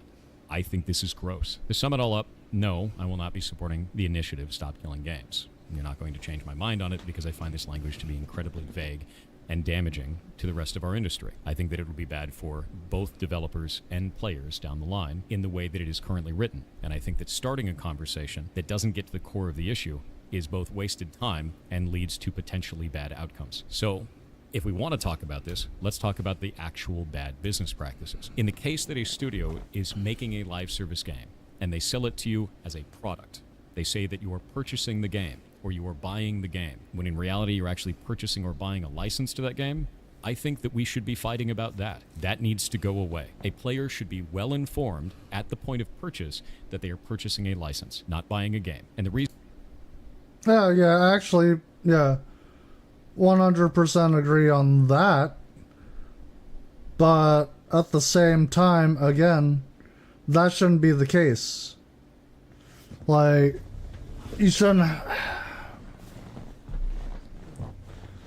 We shouldn't be... How should we say? We shouldn't have to try and guess whether we're buying the game or the license to the game. Like, I think that should be flat out like agreed upon right there. I mean, if you're gonna do it that way, yeah, you might as well just throw on a fucking sticker on your game that says not the whole game, just the license. You know, you want to do it that way, yeah, do it that way. But I don't think we should be doing it that way. I think it should be like a solid one or the other. Honestly, that's my opinion. Again, the reason that we have those licenses in the case of client-server interactions, like we had before, we're talking about client-server games, is so that they can ban you when you cheat at them. They revoke. Again, I have no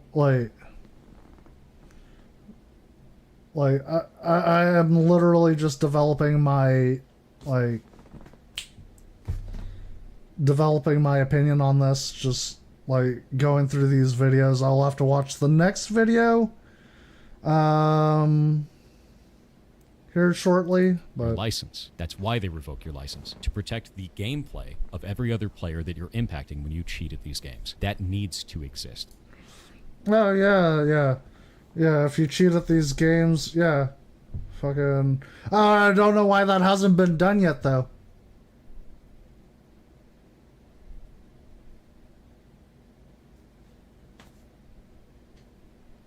I'm just saying. But it needs to be better informed to the player at time of purchase. So I agree on that. This doesn't bring that up, though. It just attacks all video games that have online-only components and says that they need to keep being able to be played indefinitely. No, actually, I mean... Wait, what?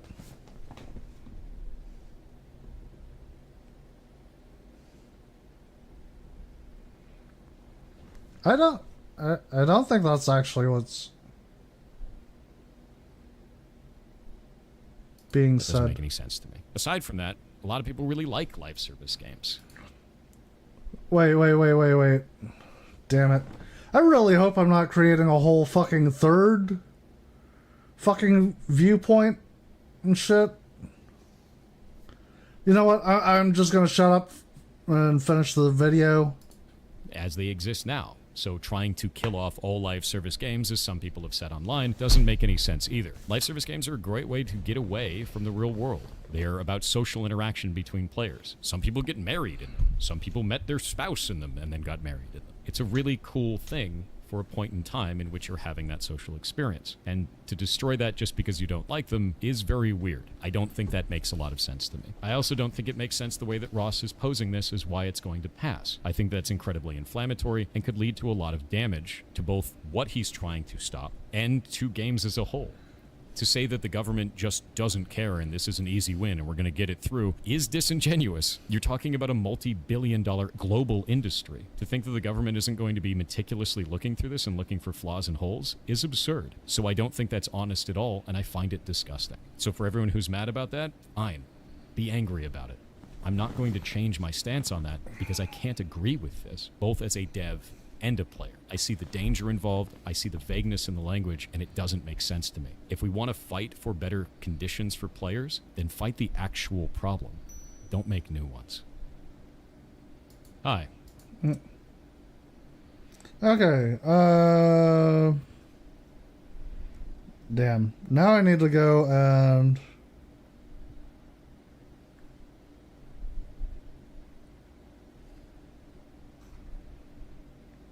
Is this the one? Like, no.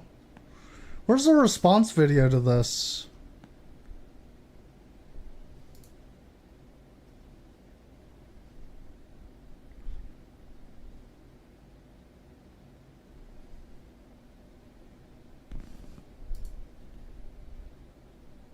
Hold on, let me make sure.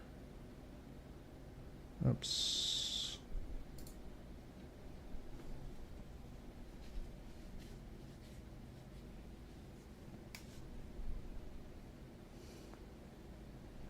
Oh, hold on, there's a part 2?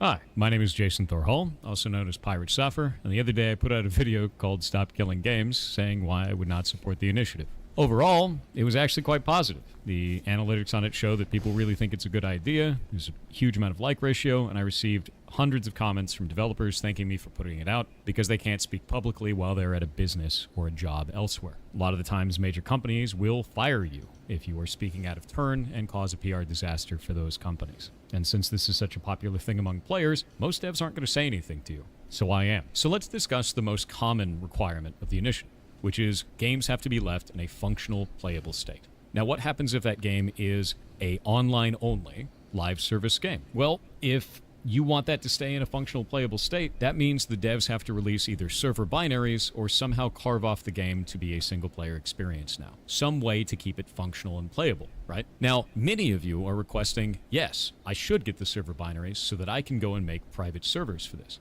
But that doesn't make a lot of sense in the real world. And the reason why is because it leaves developers open to abuse. So let's explore that a little bit. Let's say that you made your own video game, and you made a live service game. Maybe it's an MMO, maybe it's something else, right? And let's say that I want to monetize that game, but you don't allow monetization of the game by any other party. This makes sense because most creators don't allow for that. You can't just take someone else's art and profit off of it. Normal, right? So then I go, well, how am I going to force you to do this? Under this initiative, you would have to release the server binaries or keep the game in a functional, playable state at end of life. So I hit you with a ton of bots. I hit you with a ton of exploits. I attack your community. I destroy your Reddit. I go after your business. I go everywhere that I possibly can to make this cost as much as it possibly can for you.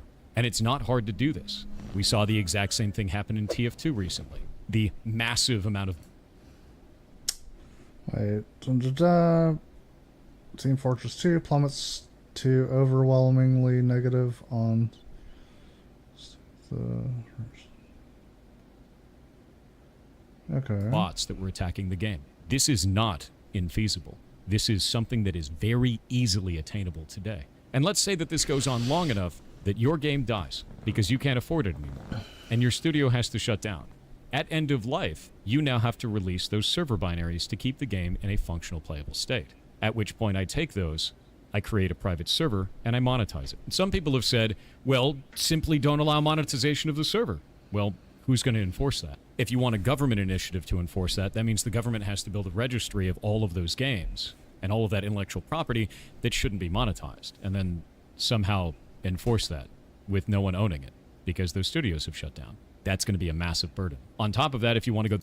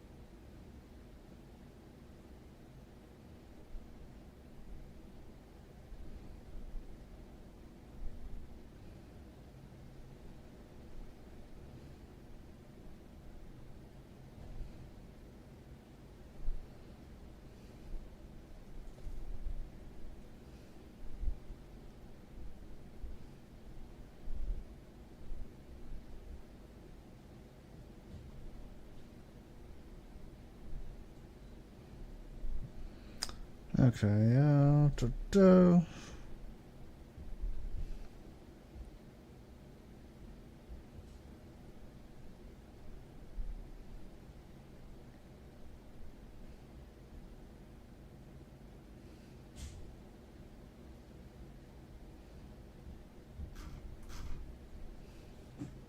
But the other route and say the company has to go and control it. Well, what if the company's not around anymore? Is that just able to be monetized now? Again, this was obtained through abuse of the original creator. I don't think that's a good route. And this scenario gets even worse if you do allow monetization. Because now I can just kill off your company and then monetize the server and no one will ever come after me. Now it's even more of a problem. So allowing monetization of this work is strictly worse. And for the...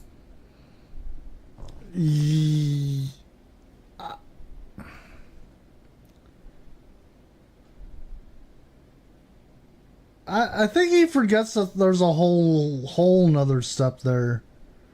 Cause yeah, you get the bots, exploits, community attacks. It'll cost the company money. Company dies. Well, yeah. Then they get the fucking old fucking second box over here. Second box goes to third box. Third box monetizes that. Yeah. And then, but anyone else can grab the second box and not monetize like a whole server, and then that one that's monetized is probably going to get shut down. Just saying. I mean, a lot of times people like make servers for games. And yeah, for the most part, those servers end up being free. Yeah, for the most part, those servers are free. Ragnarok, come on.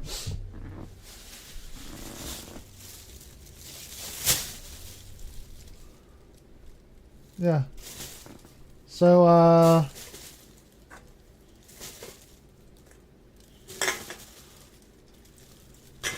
I drank too much Mountain Dew. I'll be the first to admit it, but last to stop.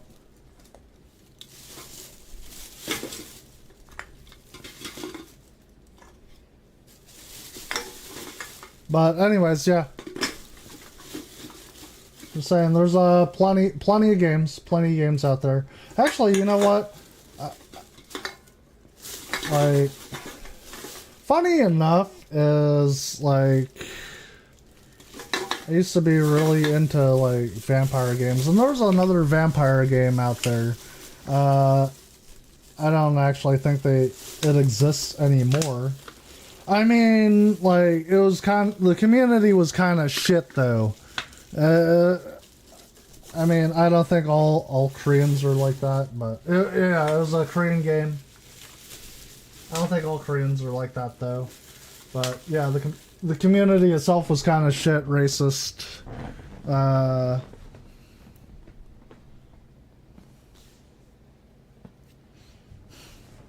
Oh wow, I didn't see that one. Jesus Christ, Lover King. All right, yeah. Anyways, but back to the video. I wanted to see what this second part of this was. For those of you out there that say, "Oh, this can be done right now. I could just destroy your studio and take your stuff anyway." You could, but this allows a route for it to be legal to do so. That's the problem. After putting this out publicly and talking to people about it, this specific scenario on both YouTube and Discord and Reddit and a bunch of other locations, I got a couple of takes back. We're going to start with the most extreme position and kind of go from there. So, in the most extreme, people said live service games shouldn't exist at all, and the initiative will kill them off for good, and that's a good thing. Well, you don't get to define what players get to play or not play. You also shouldn't be able to get to define what developers build or don't build. You should not have creative control over the developers, and you should not have control over what is in my Steam library or on my phone. That doesn't make any goddamn sense. Aside from that, the initiative does not purport to kill live service games. It would just make it incredibly difficult to build said games and add a lot of risk to it, which is why I'm bringing all of this up and why I don't support the initiative in the first place. A lot of people don't realize that this will slowly diminish live service games in the market, because it's not an incentive for us to build them anymore, which means you get less multiplayer live experiences. That sucks. I like live service games. I enjoy playing things like Final Fantasy XIV. I enjoy going and playing in games, in the past at least, like League of Legends. These are games that are live service. They require a live service to run. And you shouldn't be able to take that away from people. And if that's your only position on this, not only are you disingenuous in what the initiative is purporting to try to achieve, but you're also aggressively attacking other players instead of trying to fix something. So the next one is that this is about games preservation, and that it needs to happen to preserve these types of games for future generations and for everyone to always have forever. But I would argue that this isn't actually preserving these games. Social games, such as, let's say, Apex Legends, require a number of players to be in the match at the same time so that you can have an experience that is only able to be obtained through lots of players interacting, right? It's a multiplayer game. You need a bunch of people. How many of you have felt negatively when an MMO dies? Or when a live service game dies? Oh, dead game. There's only 5 people online. Why would I play that? So why would you want to preserve a game in that state? That doesn't make any sense to me. You want to take down these live service games, put them up on a private server, and then play it with a couple of people. You're not bringing it back at its height. You're not taking a snapshot of what the game actually is. You're making it limp on in a way that doesn't make any sense. That's not preservation. And for those that may stop there and go, but private server's going to have a lot of players. Look at all the ones for World of Warcraft. Again, we talked about that. It opens up a route for abuse of the developers, so that is not a solution. And the last take that I got from this is, and it's the most reasonable to me, this is an initiative, it's not a law. Why are you upset? Just wait. I'm not going to wait. And the reason I'm not going to wait is because I see the start of this conversation not making sense. It's not including the actual developer side of the conversation. It's not showing the trials and problems that this could arise inside of the gaming industry for people who are actually making the games you play. I don't have any reason to be quiet about that. And many other developers aren't going to be able to speak on this. As I explained before, it's really easy to lose your job if you're working at a major studio and try to speak out of turn on something like this, especially with something people are so passionate about. Doesn't make any sense to stay quiet. And it also doesn't make any sense to wait until it's in a different form when I see that it has so many problems with the language as it is currently written. I should be able to be talking about this. In fact, I should be talking about this. I am a content creator specifically that is a game developer that has worked in this industry for 20 years. This is my wheelhouse. This is what I do. So for those who are calling for me to just be silent and sit in the corner, no. With all of that being said, I do think there's a consumer protection thing that we can fix here. It's just not really what the initiative is about. I think that if you're going to buy a live service game, you shouldn't be told you're buying the game. You shouldn't be told that you're purchasing the game. You should be told explicitly that you are purchasing a license to that game. The reason why is because that license needs to be revoked any time that you are cheating at the game and damaging the play experience of other players. While this is written in the TOS and the EULA, it's usually not clearly defined at point of sale. Or they throw a giant TOS in front of you and it doesn't really do anything because people skip past it. If at point of sale it says specifically, there's specific language stating that you are either leasing or purchasing a license or anything along those lines that you're not actually buying the game directly, I think it would go a long way to informing consumers of what they're doing and protect them from some of these business practices that they didn't realize they were engaging in. That makes a lot more sense to me than force all developers to leave the game in a functional playable state. I mean, yeah, if it was like that. The problem is, it's not like that. Like, it's never like that at the point of sale. Like, you think, like...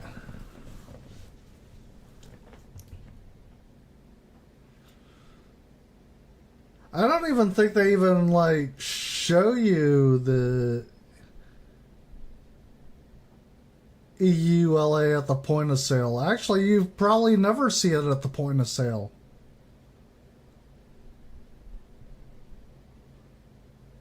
I mean, I think I'm missing something here.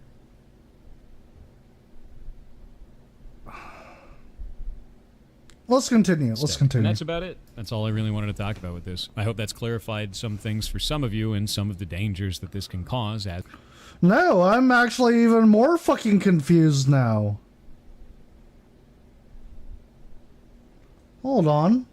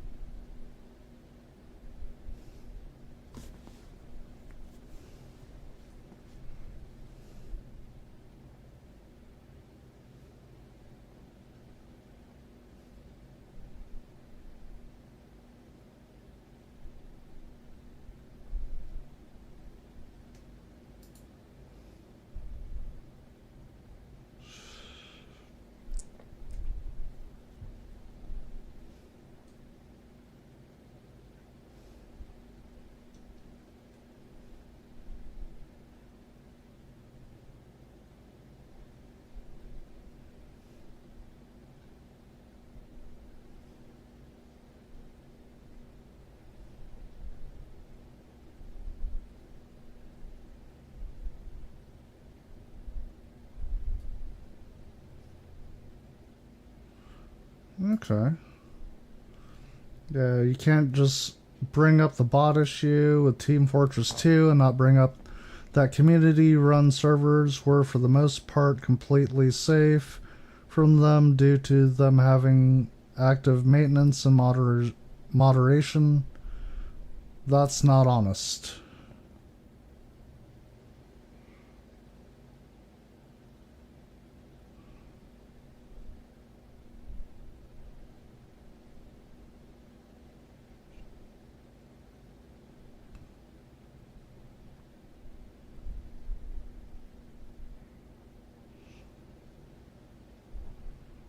Okay, there's a defender, and then, yeah, defender's like, guys, oh my god, I'm pretty sure he just didn't know, LOL, you guys assume ill intent so quickly, but he probably just saw how the internet so widely kept saying that Team Fortress 2 is dead, Valve didn't support it, and thought it was obvious example.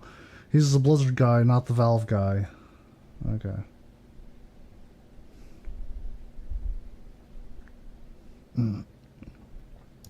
Shouldn't you do more research before speaking on the issue if that's the case? At what point does his ignorance become malice? Okay.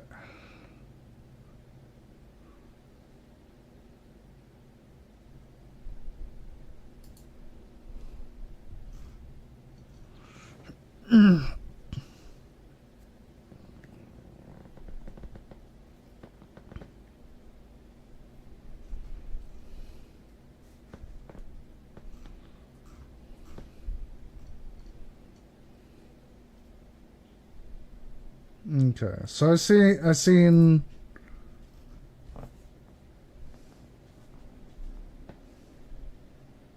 I've seen the part 1, I've seen the part 2. We'll go to the stop killing games.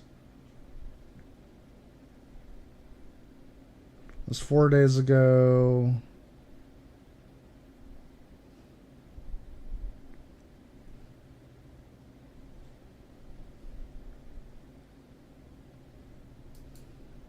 I've gotten a message.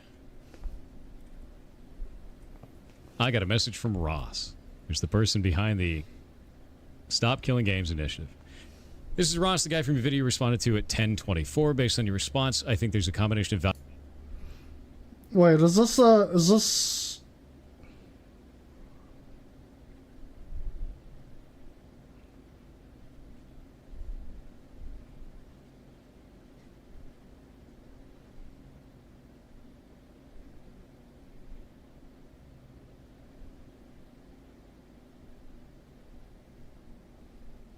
values clash and there's a misunderstanding on much of what we're asking for. For example, WoW would likely be exempt from this measure since it's considered under law as a true service. Likely is the problem that I have with your statement there.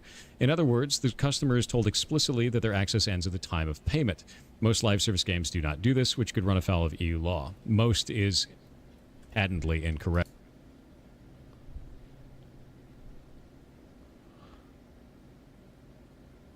No. Wait. No. Hold on.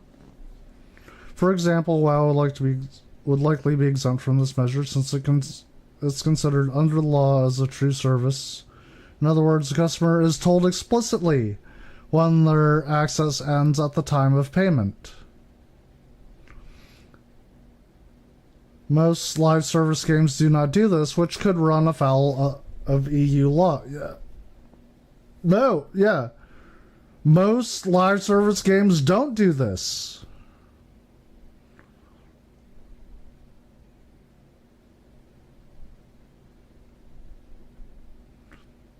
They don't explicitly tell you.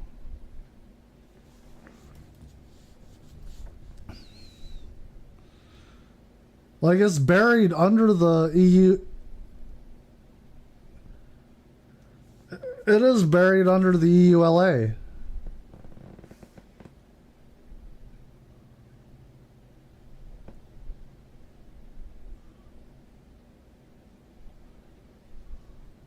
Correct. There were many other misunderstandings in your video. It's clear that you hate the initiative, and I doubt I would change that. That is correct. I would encourage you to at least hate it for what it accurately is. I do. We obviously have very different perceptions of what's likely outcome of this. I think those details influence that. That said, we also have a values clash. You state repeatedly that a game being permanently disabled is not a problem. It is not. A live service game is meant to end one day. There's nothing wrong with that. This is where we very clearly disagree. You're actually the most high-profile person I know that is adamantly against what we're doing. Cool. If you're interested, I'd be fine with having a discussion with you on where we could at least clarify things, but your choice. I don't think I want to do that. And the reason why is this.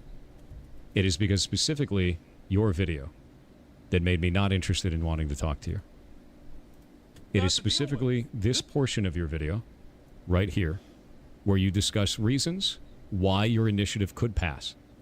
And your description of this, I find to be disgusting. Politicians like easy wins, and this doesn't require them to do much at all. And unless it involves gambling or protecting children, politicians generally don't care about video games. So this isn't of big consequence to them or most of their constituencies. EU law is already unclear on a lot of this practice anyway, and we would be making it easy for them to settle it. It falls in line with other consumer practices. You know, how when you buy something, you're generally allowed to keep it? And finally, this is a diversion from really serious topics that politicians would prefer not to deal with. So politicians are going to put this forward because it's an easy win, they don't understand the subject matter, and it's a diversion from more serious issues. Actually, yeah, that would probably be... I mean, but the biggest thing here is that the initiative is in line with other consumer policies. That's a big one. Why wouldn't you want to talk about that?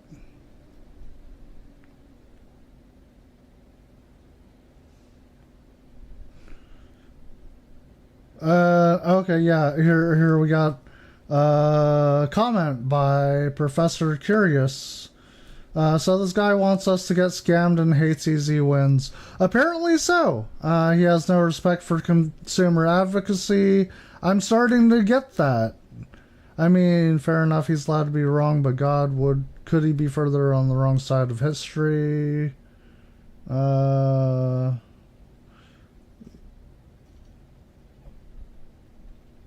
as I said, I'm doing a fresh react on this. This is like, again, I haven't been following this for like the 10 months people, like other people have.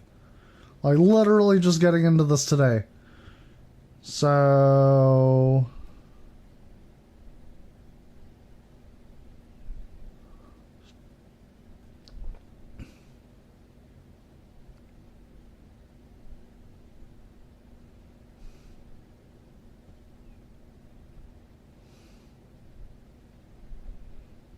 yeah.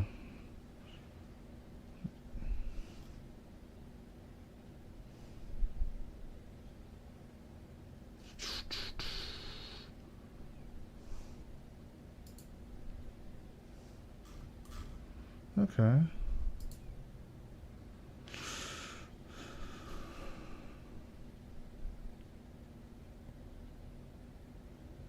That's 4 days ago.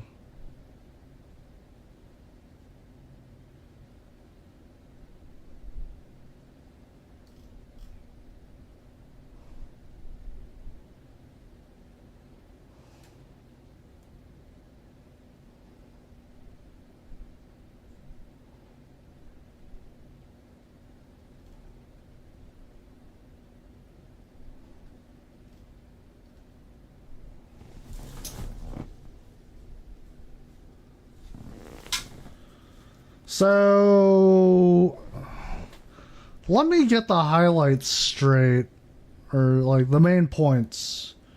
So, Accursed Farms is essentially wanting yeah,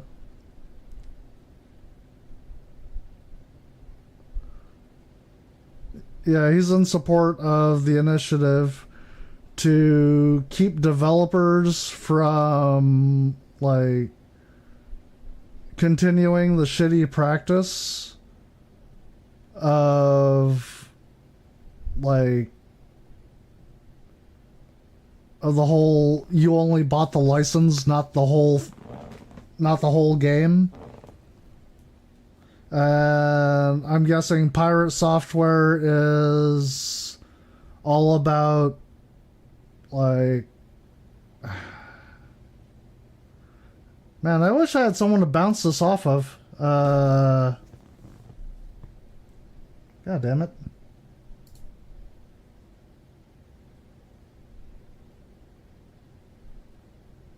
Yeah, I guess Slithea is off chat. I don't know.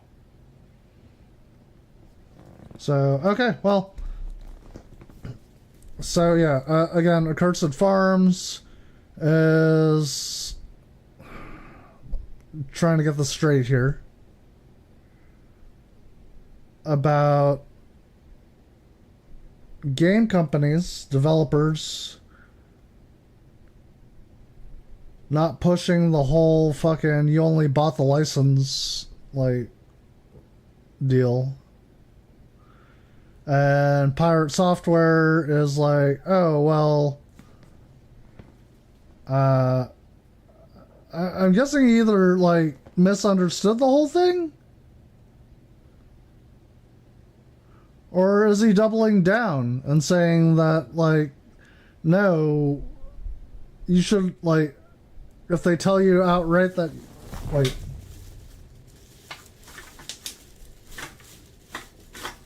no, wait. Okay, no. Maybe I'm misunderstanding things.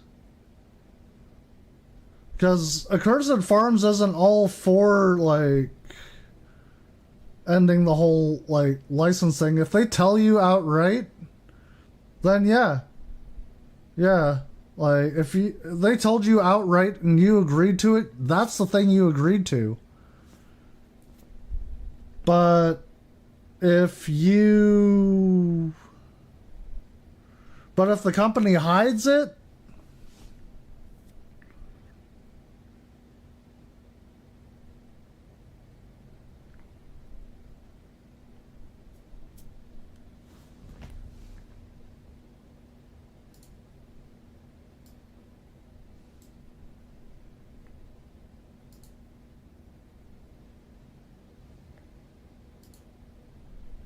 Wait.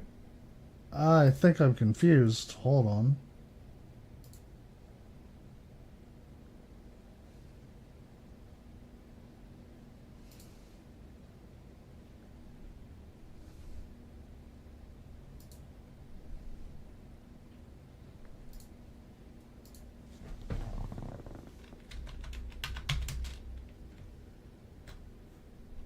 Let me make sure.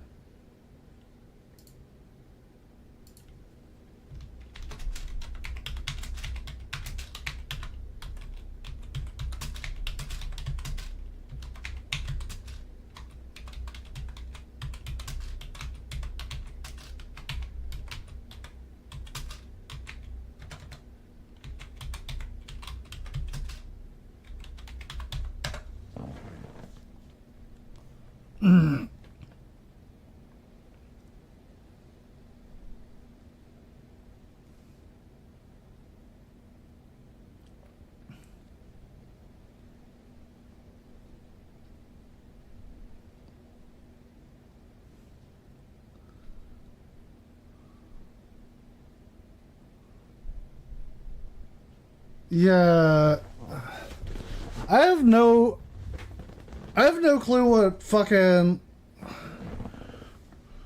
what does Pirate Software like disagree? Like, it feels like he's,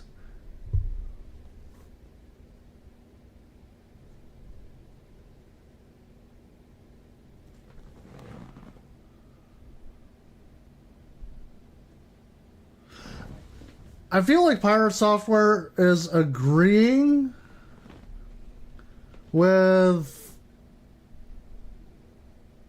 things Accursed Farms said, but then straight up turns around and says, no, I just disagree.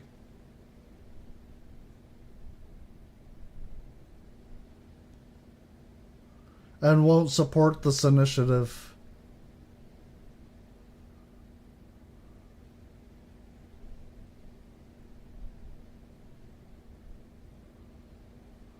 Like,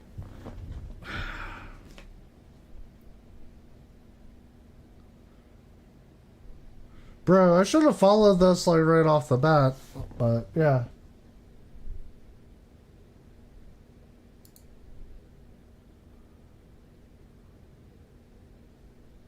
So he's, yeah, we're gonna take a break because yeah, I am so fucking confused right now. Give me a few minutes. I'll have to figure, like, I'm gonna have to do, like, I have to give my brain some, like, make it do some fucking squats or something, because I gotta work this shit out. Give me a few minutes, we'll be right back.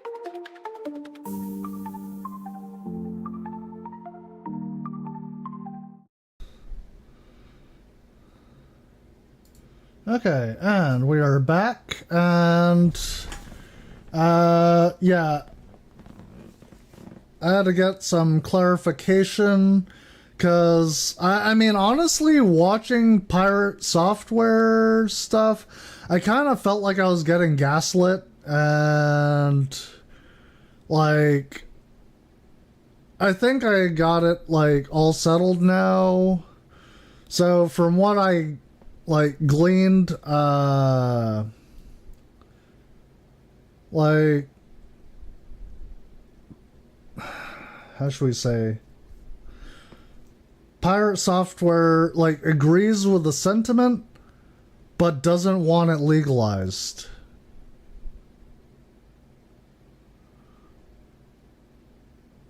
I think that's the gist of it. So, yeah, great that you agree, but at the same time, we'll watch Accursed Farms just to track on that.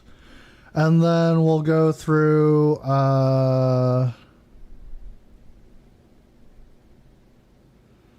GNCA. Yeah, we'll watch GNCA You'll Own Nothing, Stop Killing Games, featuring Ross of Accused Farms. And then we'll go through the 2 reacts with Penguin Zero and Asmongold. And I should be very well caught up at that point. But as I said, trying to form my own opinions here. Frickin' Pirate Software. Just watching his videos alone, again, I felt like, yeah, like there was some gaslighting going on, like. So let's get on with this, and we'll see if my views align. Hello, this is probably the final update to the Stop Killing Games campaign. Though I'm coming at you a little bit like a time traveler would. It'll make sense in a minute. As a refresher, Stop Killing Games is a consumer movement to stop publishers from effectively destroying video games they have already sold to customers. Now, we've gone about this in many ways, but it's easiest to divide this up by things we've already done and things we can still do, because there's about a dozen things we've already done. Yeah, in fact, here's a list if you want to pause this. Going over this again. Okay, let's see. Things the Stop Killing Games campaign has done. Actions. Submit complaints to European consumer centers networks from multiple countries. Results. Dead end. No consistency at all from offices. Was redundant at best. Submit a petition to Canadian Parliament on the destruction of games. Again, dead end. Said the provinces will have to deal with it, which are too small to impact the industry. GG's Canada, GG's.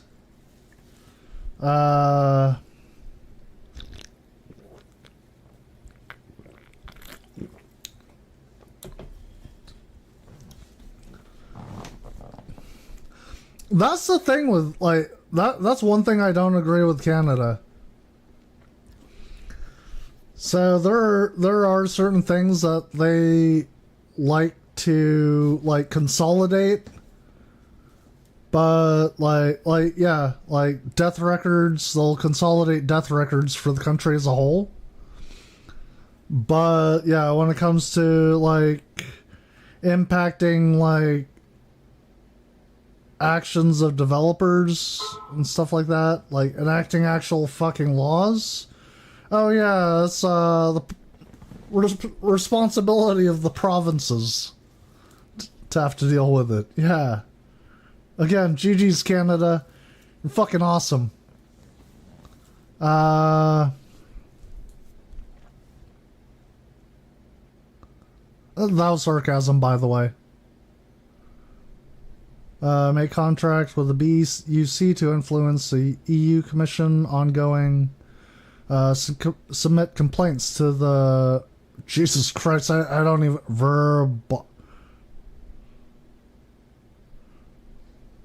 Yeah, I don't even know how to pronounce that. Should I try? You know what, let's try.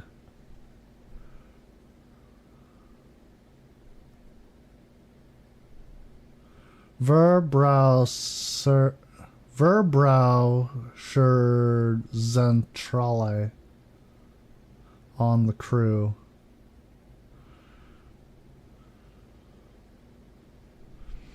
Issue escalated at the agency, decision pending. Okay. Submit complaints to the DGCCRF on the crew. Issue escalated to the highest levels of the agency, decision pending. Okay. Contact the UFC Chasseur on... I think I might have butchered that. The Chasseur on the crew, ongoing. Submit complaints to French legal mediators on the crew, still processing, but likely will get deferred to the DGCCRF, which is back up here. Submit complaints to the ACCC on the crew. Issue escalated at the agency. Decision pending. Submit a petition to the Australian Parliament on the destruction of games.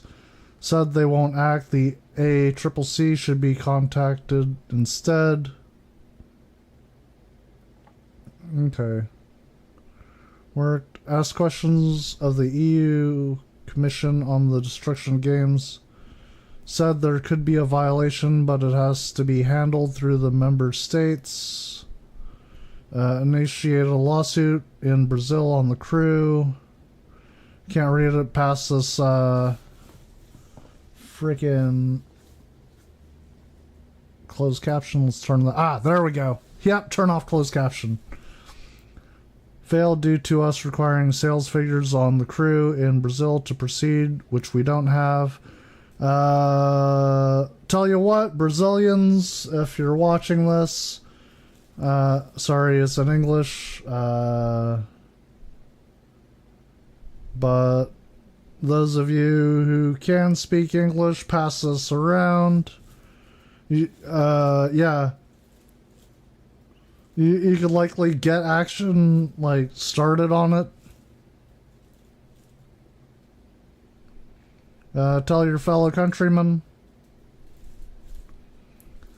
Submit complaints to the FTC on the crew. No response, but this was expected.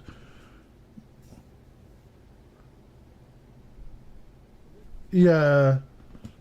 I mean, yeah. Yeah, I expected that. Yeah, you're submitting a complaint to the FTC. Of course they're not going to do shit.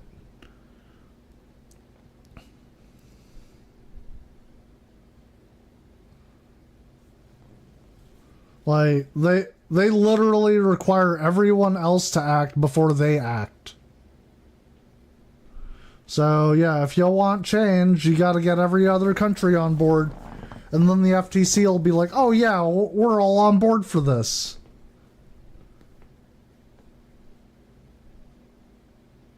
But yeah, keep that response on file. Yeah, Accursed Farms, yeah. Make sure to keep that response on file for when they actually do act. Yeah, just as a reminder. But for the most part, yeah, the FTC is generally anti-consumer. Generally anti-consumer. Again, will be a video in itself. I'll talk more about some of this towards the end. Hold on, let's turn on the closed caption again. So that just leaves things we can still do, which are only 2 items. One is for the UK to sign a government petition to bring this issue before Parliament. Though, keeping it real, I'm not terribly...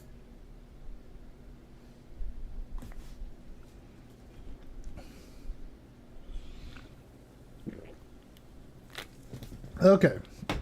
So the petition is to prohibit publishers irrevocably disabling video games they have already sold.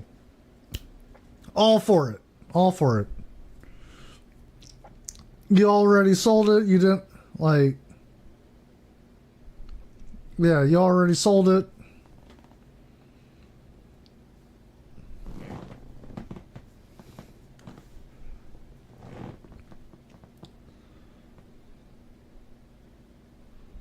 And that's actually another thing, is like, probably the issue of labels on sales and rentals.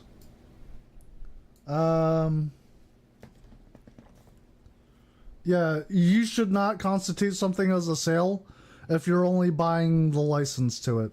If you're only buying the license to it, it should constitute as a rental.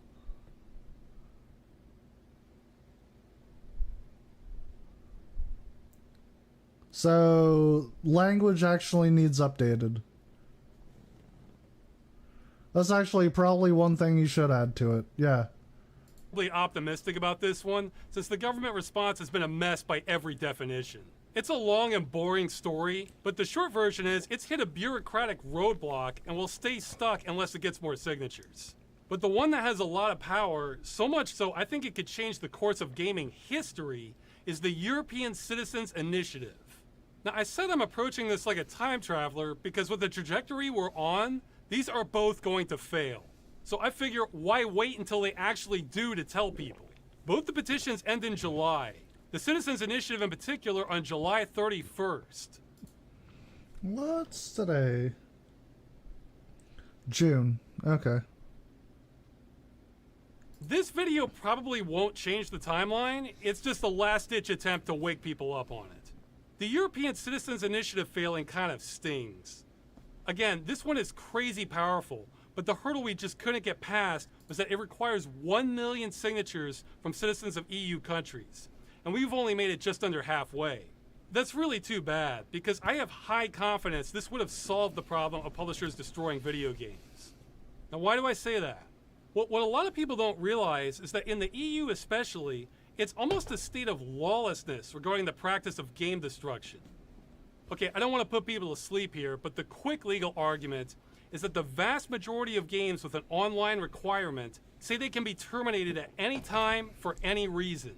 Or Blizzard, majority of games with an online requirement say they can be terminated at any time.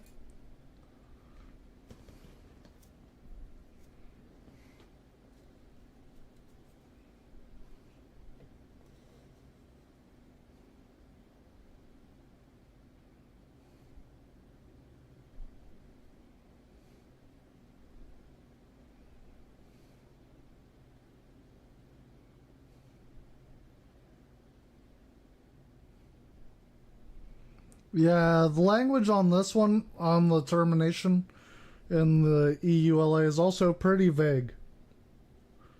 Like, what reason? What is the reason to terminate? What are the violations? Okay, violations of...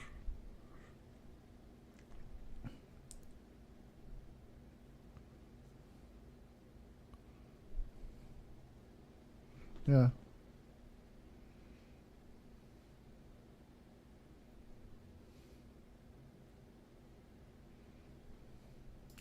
So...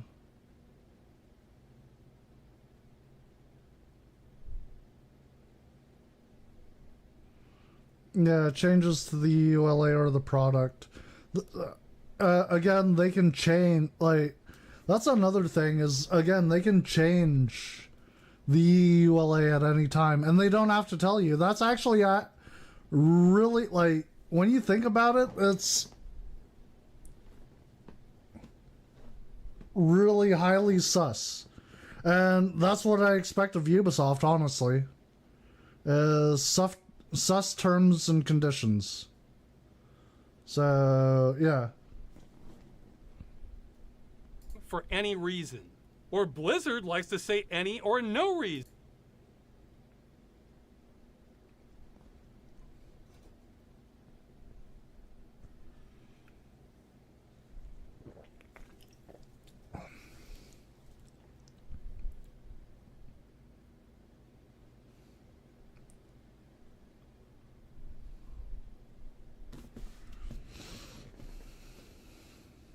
reason. But uh-oh, according to the EU Commission, that might be a violation of Directive 93. Okay, yeah. Okay, here we go.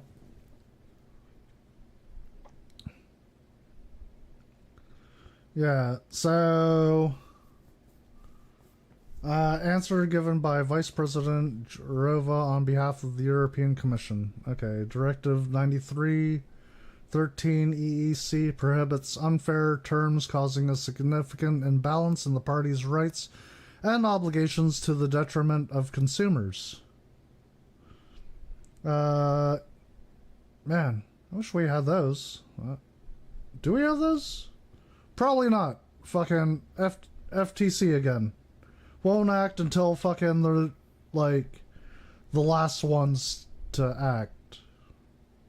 313 EEC, which protects consumers against unfair terms in consumer contracts. So if that term is unfair, that means that part of the contract is null and void.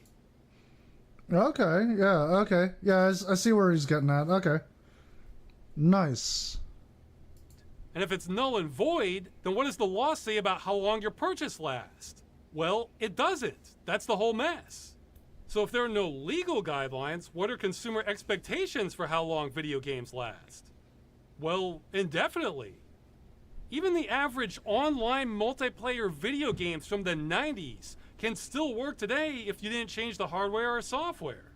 So the law wasn't written for this situation. The industry's terms might possibly be illegal, and traditional expectations are games last indefinitely. Now, of course, publishers can't support games indefinitely, but by not giving expiration dates or end-of-life plans, that might be the situation they've put themselves in. I cannot emphasize enough what a mess this is. If you were an impartial judge just trying to interpret the law, you'd have a headache. I don't know what you would do. You'd probably tell the EU Commission they need to make a law on this because this is a glaring omission. So being in the middle of this quagmire right now, if we had rolled up with 1 million signatures demanding that the EU give us basic consumer rights for video games, that would have been the easy way out for regulators, because then they would have a mandate. That's what I meant about my half-joke slide about politicians liking easy wins. This situation is such a mess that trying to settle this under existing law is more work than creating laws under a consumer mandate. And thanks to the action we pushed at consumer protection agencies, doing nothing is no longer an option for multiple countries. We've made sure of that. Okay. But none of that matters because the initiative is failing. Now, my original thought was that ironically, it's difficult to get gamers to care about games because a whole lot of people are cruising at maximum apathy these days. But I think it's more than that. For most of the past year, the initiative has bounced back and forth between being the third and second most popular active initiative in the EU. The only ones that topped it were far more serious social issues. So that says to me, the problem isn't getting gamers to care about games, it's getting people to care about anything. And frankly, that is a checkmate move.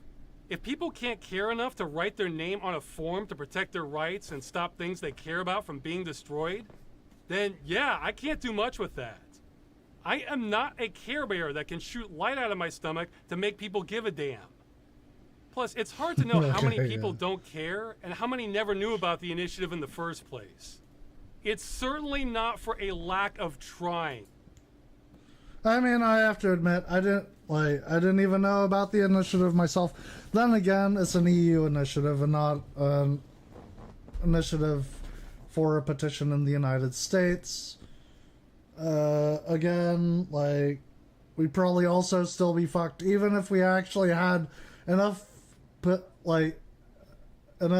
signatures on a petition to get the FTC to act. I'm sorry, we're in the United States. FTC is not going to act. They're a bunch of fucking douchebags.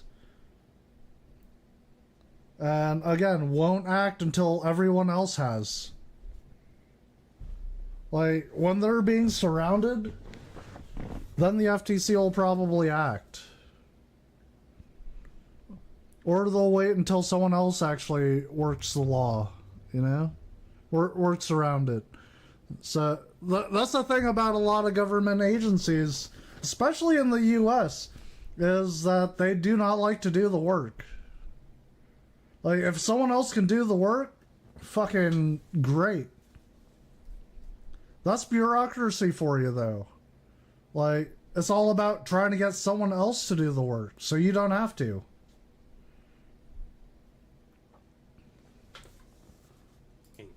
I have tried to push this everywhere I can, though I'm an amateur at all of this.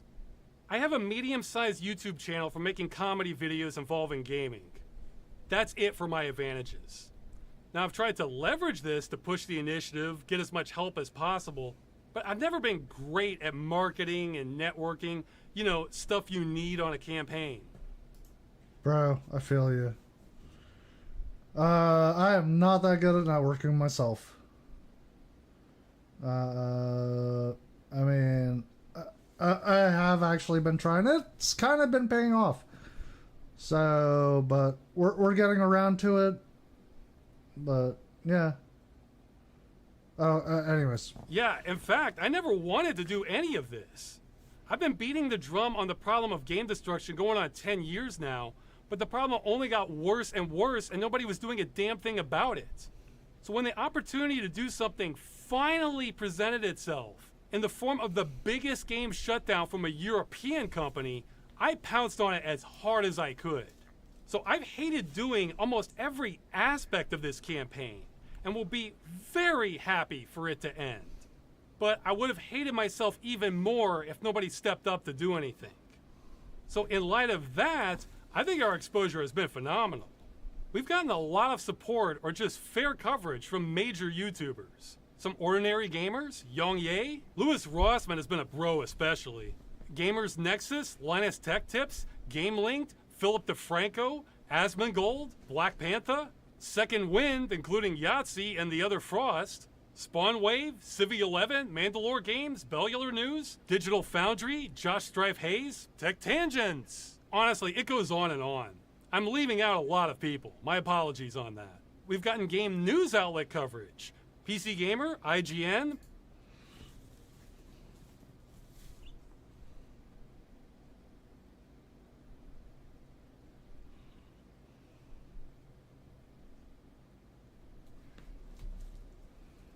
Rock Paper Shotgun, Kotaku, TechSpot.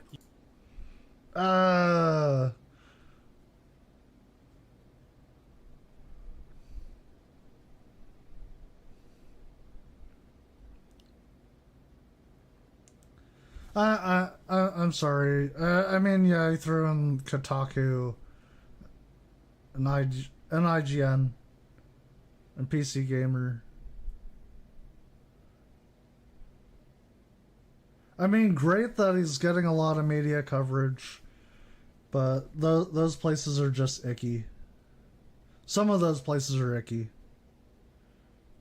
I think Eurogamer too. Please don't say Polygon. Eurogamer, PC Games N, Destructoid, Game Rant. There's more. And regular news outlets, Metro, Euronews, Variety, Forbes. Also many. Okay, yeah. Alright, regular news is actually picking up on it. Okay, yeah, I like this. Non-English outlets.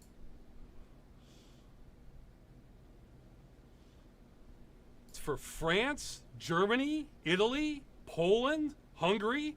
There's a lot. And some developers. Running with Scissors, Landfall Games, Mala Industria Games, Octay, those awesome guys. And developers of emulators like Dolphin, PCSX2, and PPSSPP. And some more indie developers I may have lost track of, I'm sorry. And this last one is hearsay, but it's my favorite if true.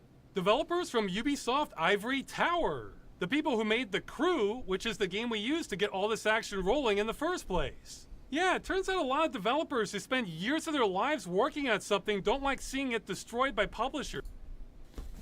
Yeah, I mean, I agree. Yeah. Fucking, when you work on something, you don't want to see it get destroyed. That's actually, like, fucking legit, isn't it?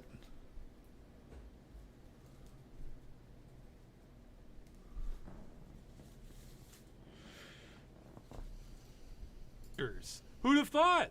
And I've been saying yes to almost all offers for interviews, questioning, or any kind of outreach opportunities that came our way. I honestly don't know how many interviews I've done on this issue at this point. It's easily dozens, though not all of them were on video. One was even for BBC Radio. And Fucking BBC. Okay, I gotcha. then there would be the spontaneous offers that would pop up throughout the entire campaign, like working with members of European Parliament to push through questions to the EU Commission, having meetings with the BEUC as another route to the EU Commission, meetings with representatives from GOG. That one was looking promising until they fired the representatives we were talking with, then backpedaled.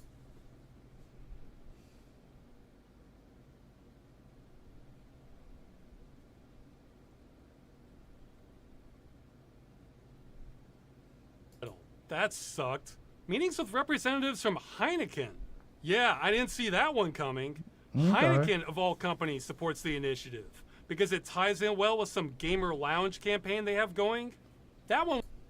Yeah. Also a thing. You know, when you buy beer, yeah, when you buy like a 6-pack of beer, you also own that fucking 6-pack of beer. Oh my god, that's a fucking crazy concept, isn't it? That's a really crazy concept.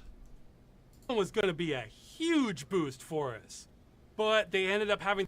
And you know what? Also, just to add, you know, the lifetime of that beer only ends after you've drank it all.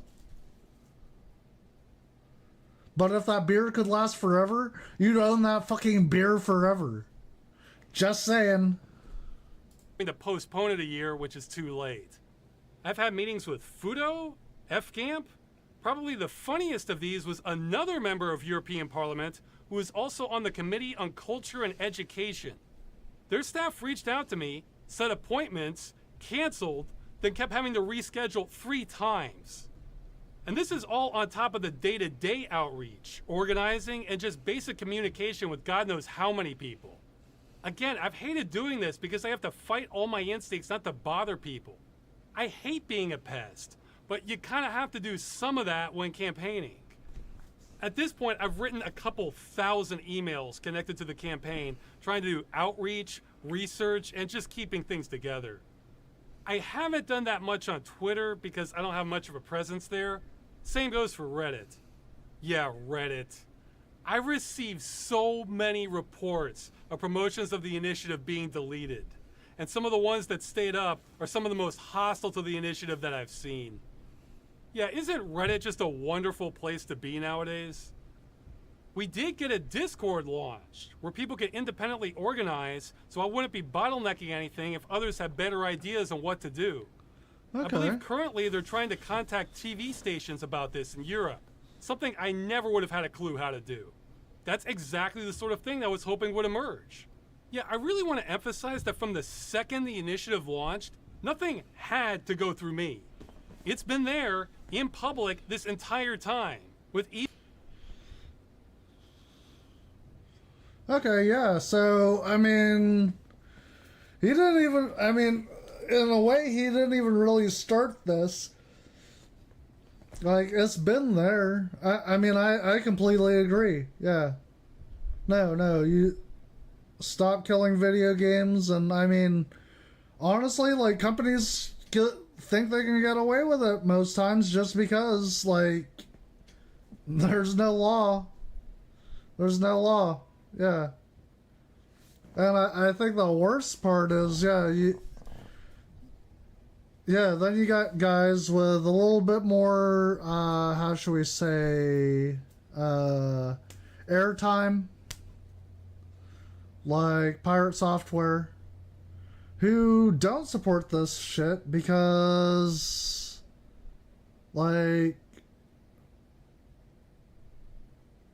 I mean, I guess they're a developer themselves. So, like, they don't want the, like, maybe, like, they're thinking that in the future they want to have that option instead of, like, not having a law against it. Sorry, I just kind of tapped my left nut on that. Okay. Oh. But yeah, at the same time, yeah. The only reason you'd be anti something is because like you stand to profit for it. Yeah, I agree. So yeah, I can see why Pirate Software won't support this. Like, because in a way he feels like it would hurt him in some way. So yeah, totally agree.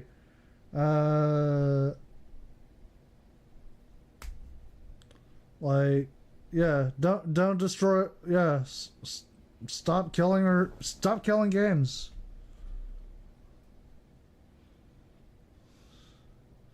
Let's see. We might be able to skip through critiques, final attempts. Let's go to the bit right here. Now, I have been maybe fairly criticized for not running a fundraiser for this.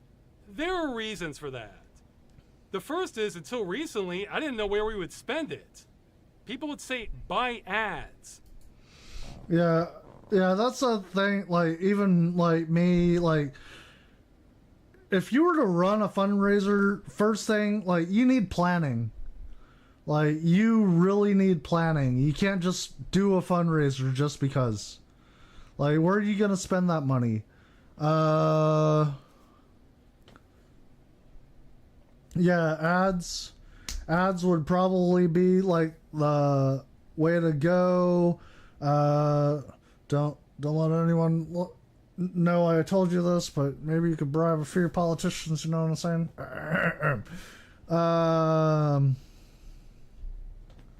But yeah, plan. Like, you have to plan before you do a fundraiser.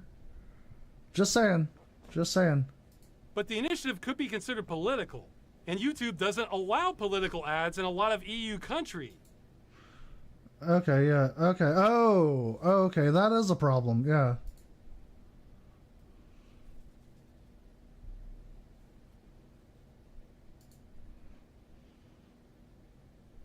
And neither does Twitch. Good luck reaching gamers without YouTube or... Yeah, that's actually really shit. Like...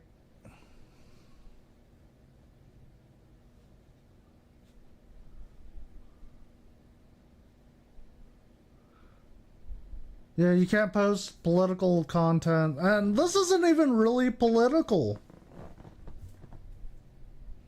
Like, that's actually also another problem, is like, this would constitute, like, I guess, yeah, I may end up, like, getting, like, banned for this, yeah, whatever. I'm too small to ban, whatever. They can go fuck off. But no, this should be universally agreed upon. Yeah, stop killing games. If you're like if you want to help the big companies out and shit by letting them fucking destroy like the games you fucking purchased, you're just a fucking shill.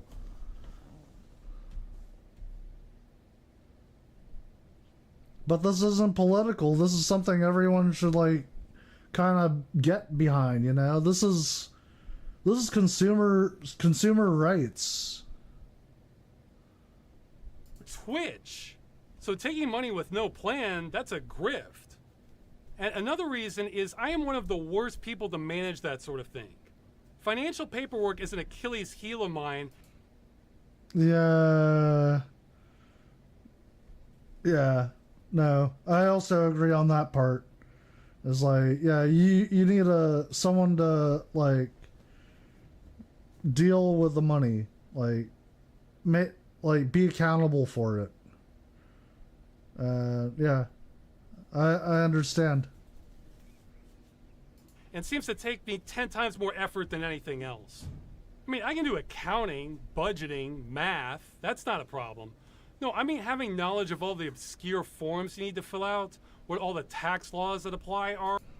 Yep, that's also another thing. Yeah, forms you have to fill out and tax laws. Yeah, completely agree. Completely agree. So yeah, I can understand why you didn't do a fundraiser. Yeah, like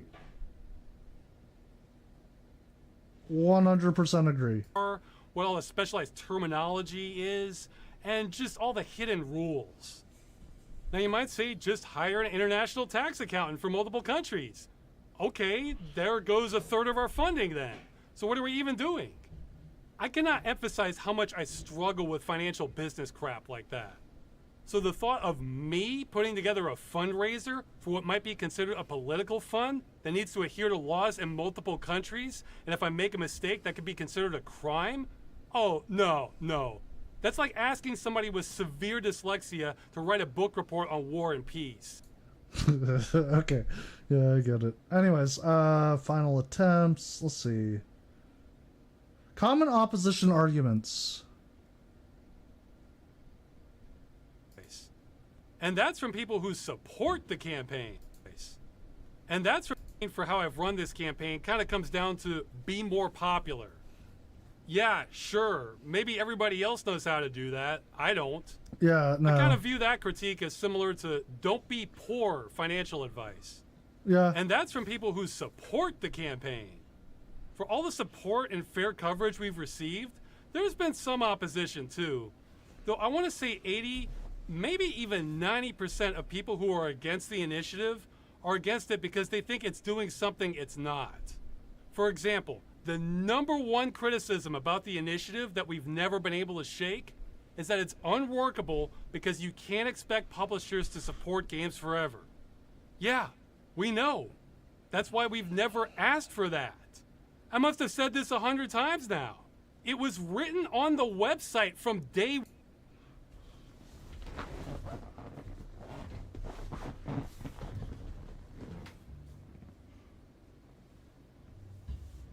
Oh no, yeah. Okay, no. This is yeah, okay, so you're asking companies to support games forever. Isn't that unrealistic? Okay, so what they're saying is no, we are not asking that at all. We are in favor of publishers ending support for a game whenever they choose. What we are asking for is that they implement an end-of-life plan to modify or patch the game so that it can run on customer systems with no further support from the company being necessary. That is doable. It's not unrealistic.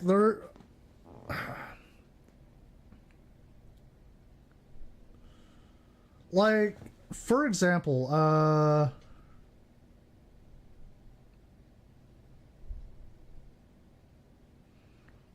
yeah, see, actually, we already have a fucking list here. We already have a list. It's like right here. Hold on. Remove the closed caption. Okay. Yeah, we already have Gran Turismo Sport, Knockout City, Mega Man X Drive, Scrolls, Collar's Bane, Duelist. And that's just like... That's just the games on... There are other games that...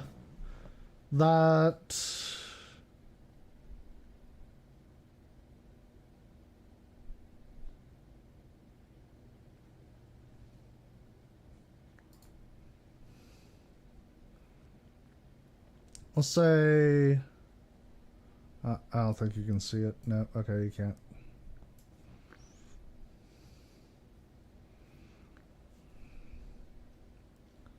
Okay, here's a good example.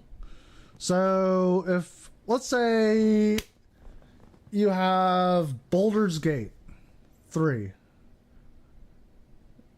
Actually, let's see. Yeah, you have Baldur's Gate 3,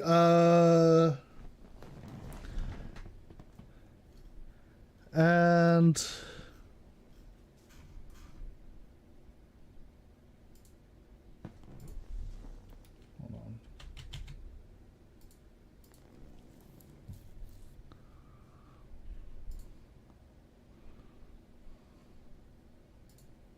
Okay, you have Baldur's Gate 3, and then Larian Studios all of a sudden shuts down. And then, like, do you expect Baldur's Gate to go with Larian in the shutdown? Like, you own the game. Do you expect to lose the game when the company shuts down? No. No. Like, you should own that game.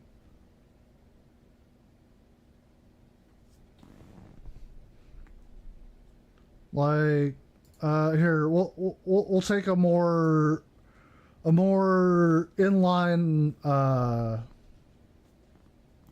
approach. Let's see.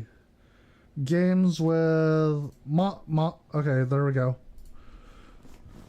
Monster Hunter Wilds.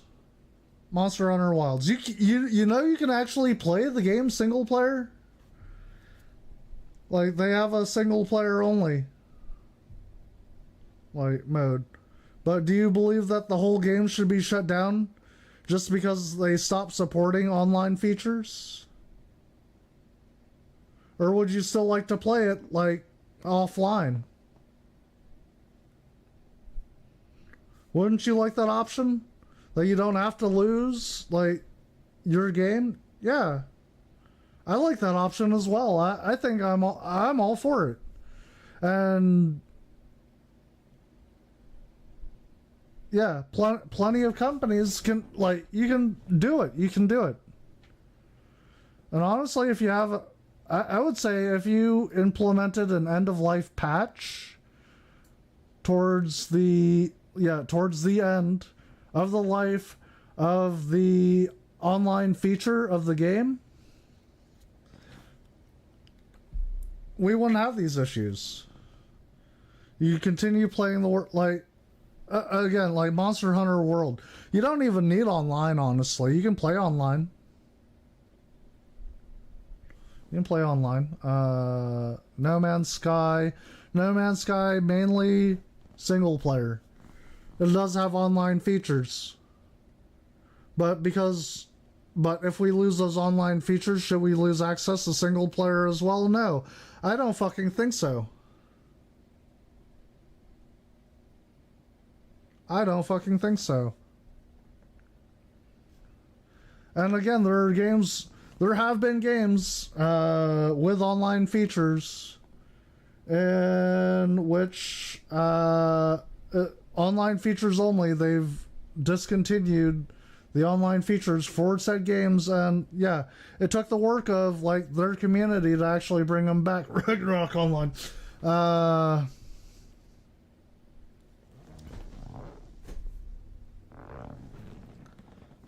But yeah, I don't think that. But I mean, honestly, yeah. I mean, Ragnarok Online was you never paid for the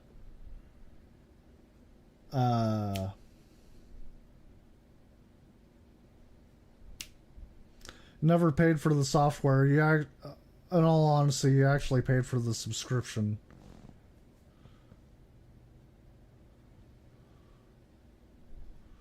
But yeah, there are actually a lot more games on here.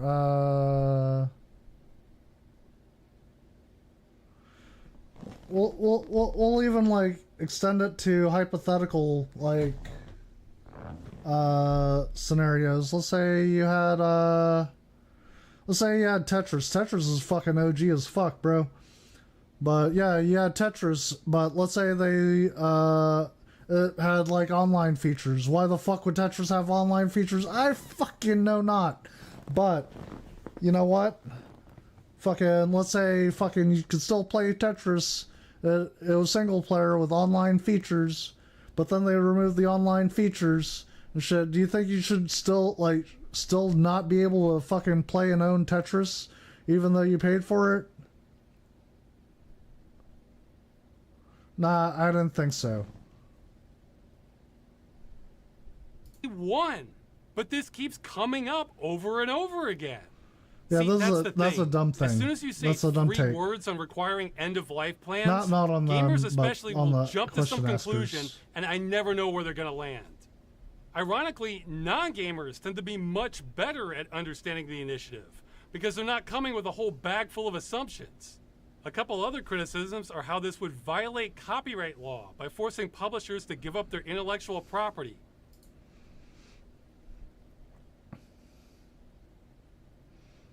No, actually, again, that's, it would be the same as buying a fucking movie.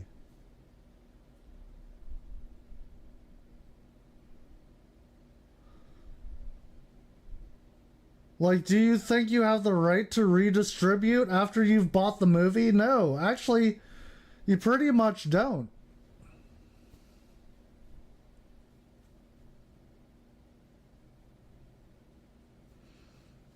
Like, I can't make...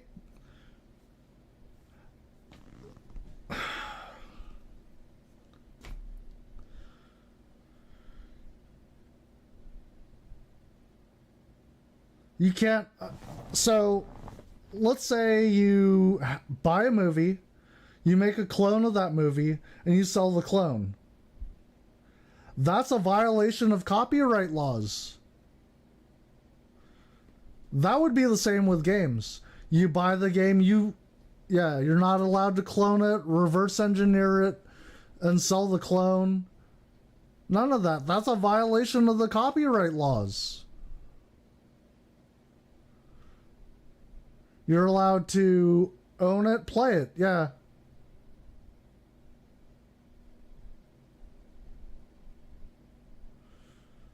And believe you me, like, back in the day, we actually used to have, like, this thing called game trading. I don't know a lot of, like, people who remember game trading. But, yeah, you could trade games with your friends. Yeah. You know how I learned about fucking Metal Gear Solid game trading? Yeah, my buddy actually had, like, Metal Gear Solid. You know what? I actually fucking learned to actually, like... I learned more about that game doing... Like, I learned more about games doing game trading.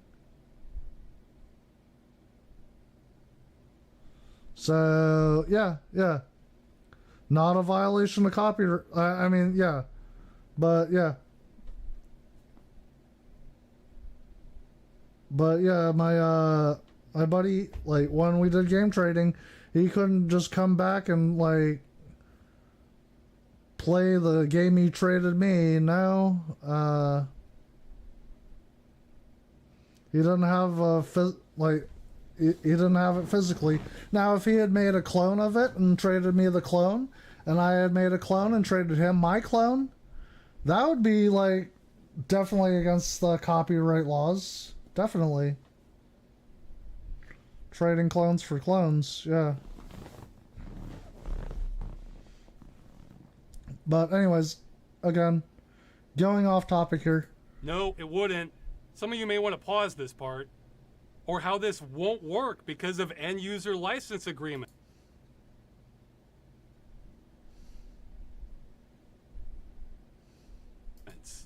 That's also not a problem. Or how this isn't possible because publishers already have agreements with other companies and don't have the rights to distribute that code. We're aware of that. Yes.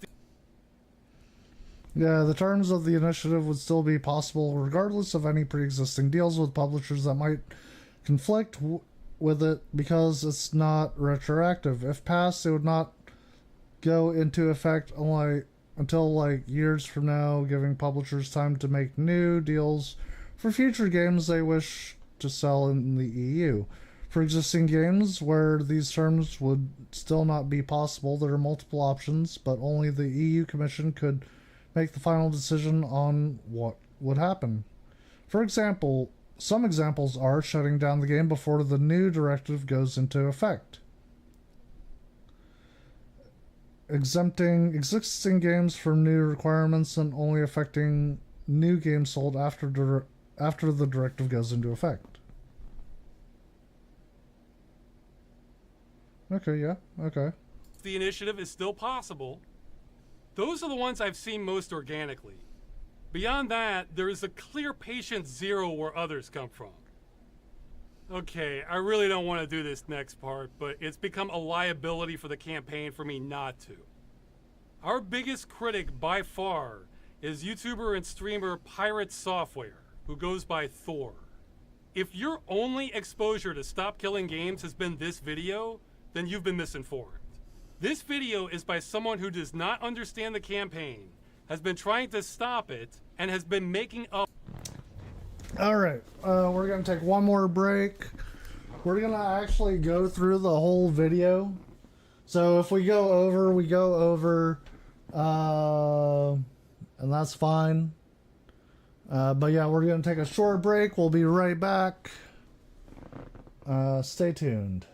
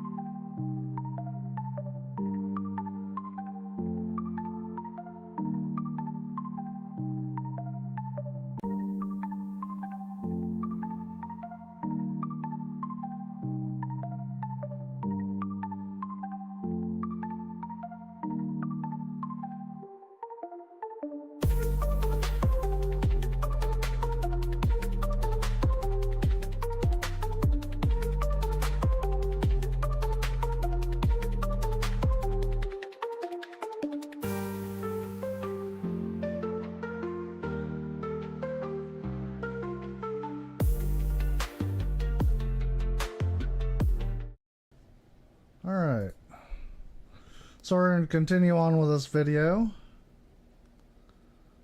Up what it is about. I am not saying that lightly. I will prove it in a minute. Now you might be thinking, okay, so some Okay, let's go to YouTuber the got actual something wrong on the response. internet. So what? See, that was my thinking too. What it is. That's a bit loaded though. In this case, I'm using the second definition of lie. I have no evidence it's the first. This video came out right as we were building momentum. Has been the #1 voice on the campaign, and he's been lying about what it is. That's a bit loaded though. In this case, I'm using the second definition of Okay. Lie, to make an untrue statement with intent to deceive, to create a false or misleading impression.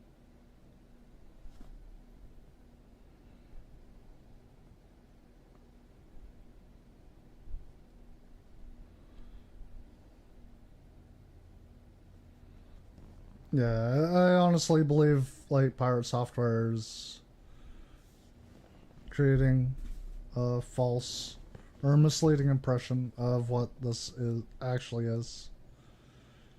lie.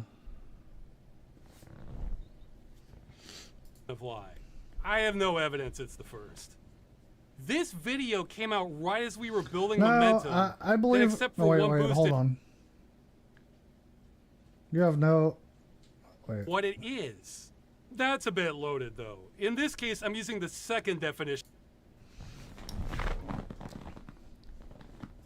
No, actually, I believe he's actually probably trying to use the first definition, like not accursed farms. I think Pirate Software is intentionally like trying to make an untrue statement with the intent to deceive.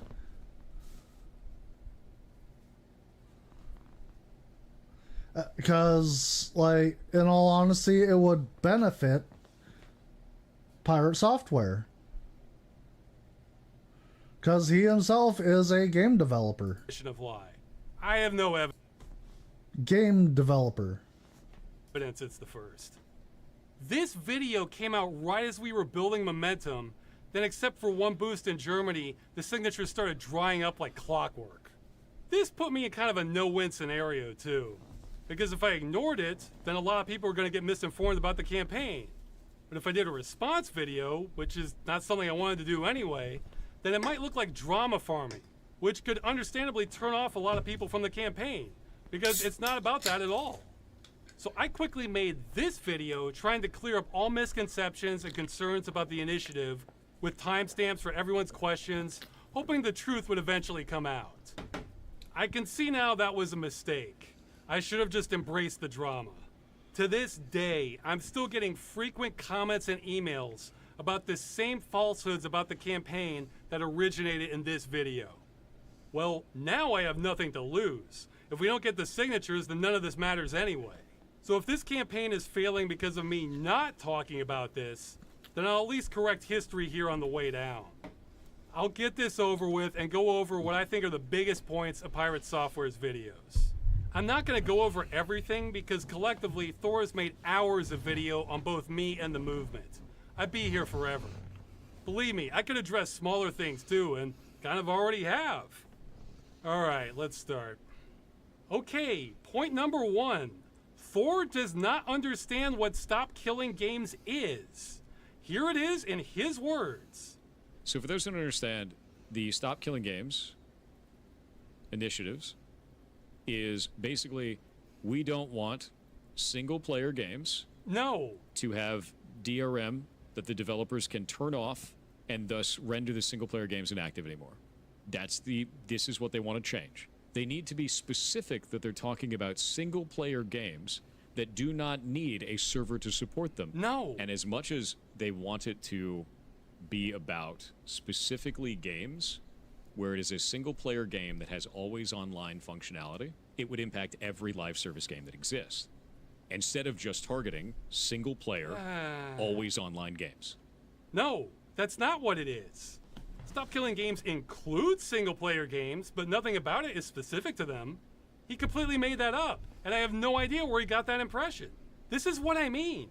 It's harder for gamers to understand this because they come with so many assumptions. It's like that saying about doctors being the worst patients. So let's clear this up. It's the first line on the website. Stop Killing Games as a consumer movement started to challenge the legality of publishers destroying video games they have sold to customers. But the movement includes all this stuff from earlier, and he was mostly talking about the initiative. Well, the short version is the initiative is about requiring publishers to have end-of-life plans for games they've sold to customers in the future. So when they shut them down, customers can continue running them without their support. The long version depends on what kind of transaction is being made. As you can see, it's not easy to explain in a soundbite. But if you notice, we don't make a distinction between single-player and multiplayer games. That's because the law doesn't either. So why make this even harder? Both the movement and the law are making distinctions on how games are sold. Also, that part he said about it affecting all live service games, yes and no. It would affect most live service games in the future, but the initiative is not retroactive.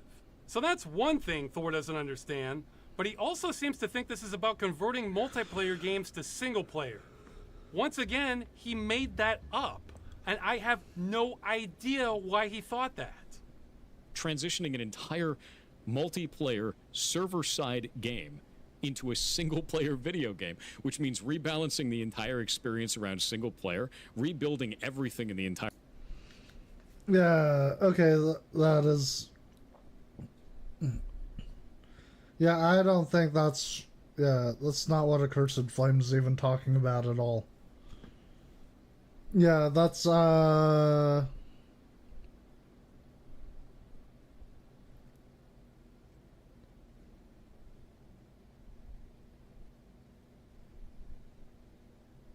yeah, that's... It is fairly disingenuous for him to even say so. That's...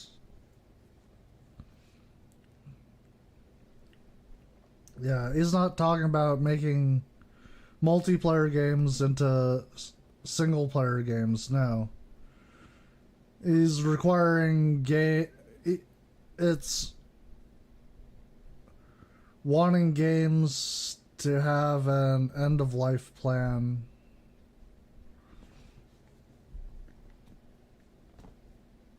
So, like, how should we say?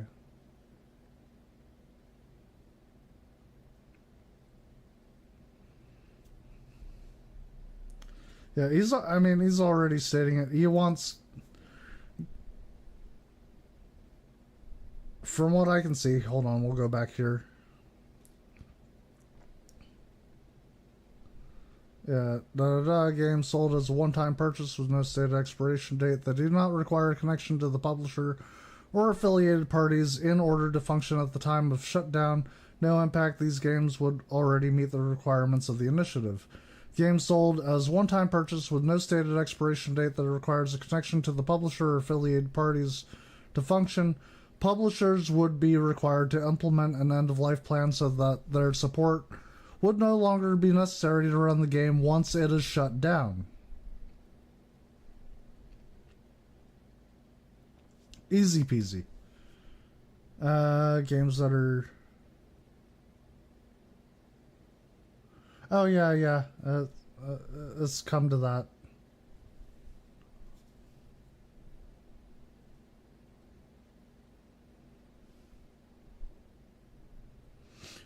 Just today? Just today?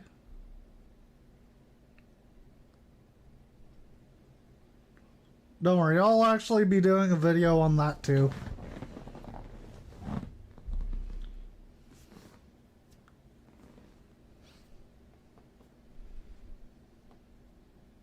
I'll straight up do a video on that.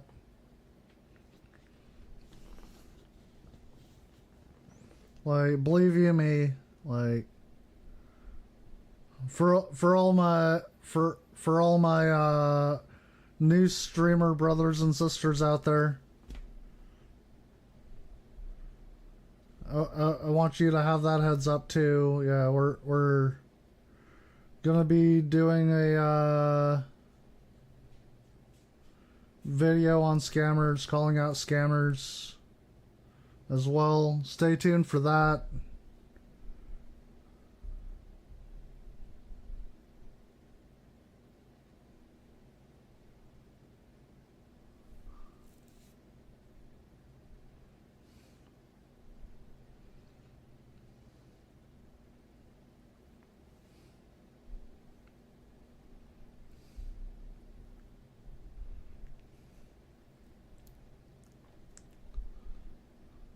But, oh yeah, getting back to this. But yeah, this is what Accursed Farms is talking about.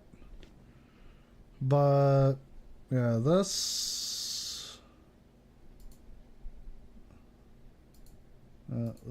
whole, yeah, this whole thing that Pirate Software is talking about is not what Accursed Farms is talking about. Game playable single player offline? No, dude. Correct. No. This one is particularly baffling to me because I've heard most counter arguments before, but until Thor, I've never heard this one. That we want the industry to convert all multiplayer games into single player ones. Yeah. I keep saying it. You never know where gamers are going to take this. Bro, okay, yeah, so in my opinion, I believe, again, like, yeah, fucking Pirate Software is literally putting words in your fucking mouth. He's being disingenuous, he's lying, and and from my experience, I believe it's malicious. I believe it's honestly malicious. Like, and this is from a guy who's actually just getting in right now. Like, this is, like, he is lying to secure his future.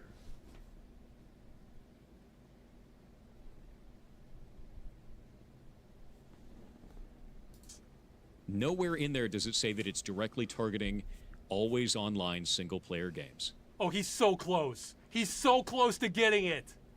It is vague, and because of that, it will impact him. He never has that light bulb moment. Well, he is correct in that statement. It's almost as if that's not what the initiative is asking for. But those were his streams with a smaller audience. What does he say in his big YouTube video with over 1 million views that he had time to research?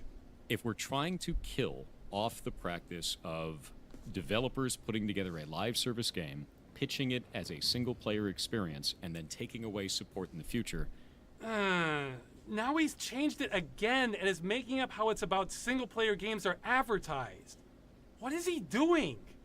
It needs to be specific about the business practice it's trying to defeat, which is specifically companies that are doing this under the guise of it being a single player game, but adding online only functionality that is not necessary and doesn't add any gameplay elements. That's the problem. No, that's not it at all. And there are some people that'll say, well, just make it all single player. Like well, you? I've explained that doesn't make any sense in the first place. If you're making it all single player, you'd have to carve off all of that, and it's developer time and money. These are two different ideologies, and that's okay to have two different ideologies. I just won't agree with it. But those aren't the ideologies. Nothing in the initiative is asking to convert games to single player.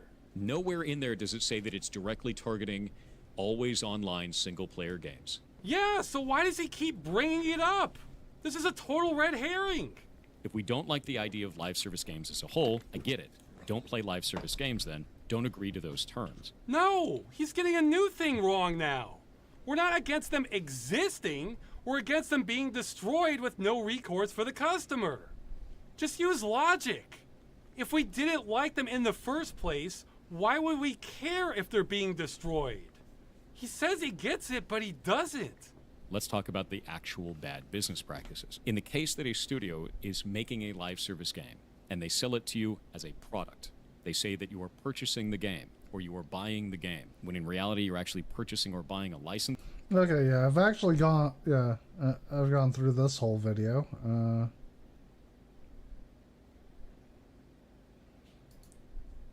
Okay, so We're asking for. Now, to be fair, it sounded like he was getting a little closer in this video. Yeah, despite being called 2, it's at least the 4th video he did on this. You want that to stay in a functional playable state, that means the devs have to release either server binaries or somehow carve off the game to be a single player experience now. That's better, but he's still talking about converting the single player right to the end. yeah, that's, yeah, he's,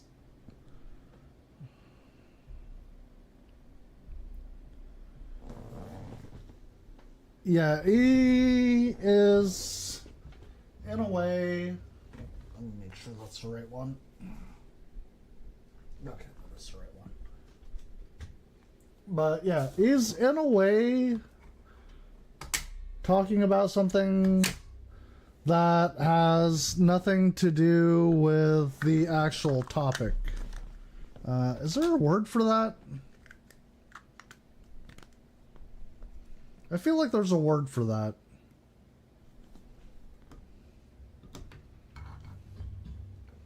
Jesus Christ. I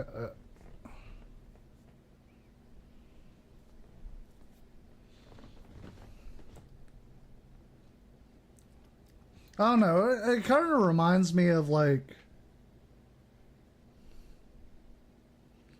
when you're having an argument with your friends about something and they're explaining things that have nothing to do with the argument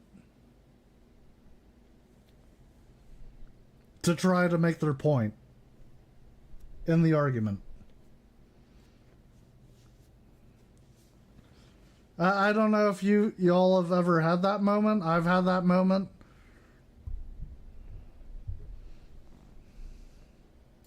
He never completely got it. So Pirate Software did not understand the initiative. Maybe still doesn't. That means the majority of his critique is about things it would not do, like kill all MMOs. If that passes, enjoy never playing an MMO again for the rest of your life. And taking away from every other person that plays MMOs. It really wouldn't. And I've explained why in that video, but the short version is companies would have to stop liking money for that to happen. Lots of money. But his number one criticism is that he thinks the initiative is vague. Incredibly vague. Too vague. Very vague. Damn vague. It's vague. It's vague. That is vague. Too vague. Vaguely written. Vague. Incredibly vague. Vaguely worded. Vague. Vague. Vague. This is vague. Damn, I keep like after hearing that word so much, like it kind of lost all meaning. This goes on. Well, from Thor's perspective, his logic is pretty sound for this part. But the thing about logic is it's only as good as your assumed truths. And he's said multiple times now that he thinks the initiative is only about single-player games.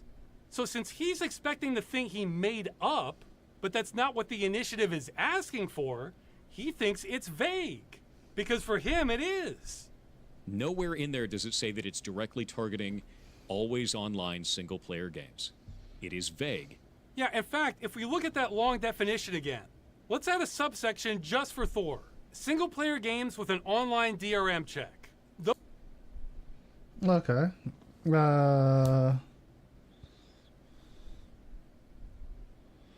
Game sold as one-time purchase with no stated expiration date that requires connection to the publisher or affiliated parties. To function, publishers would be required to implement an end-of-life plan so their support would no longer be necessary to run the game once it's shut down. Yeah. For DRM authentication checks, same as above.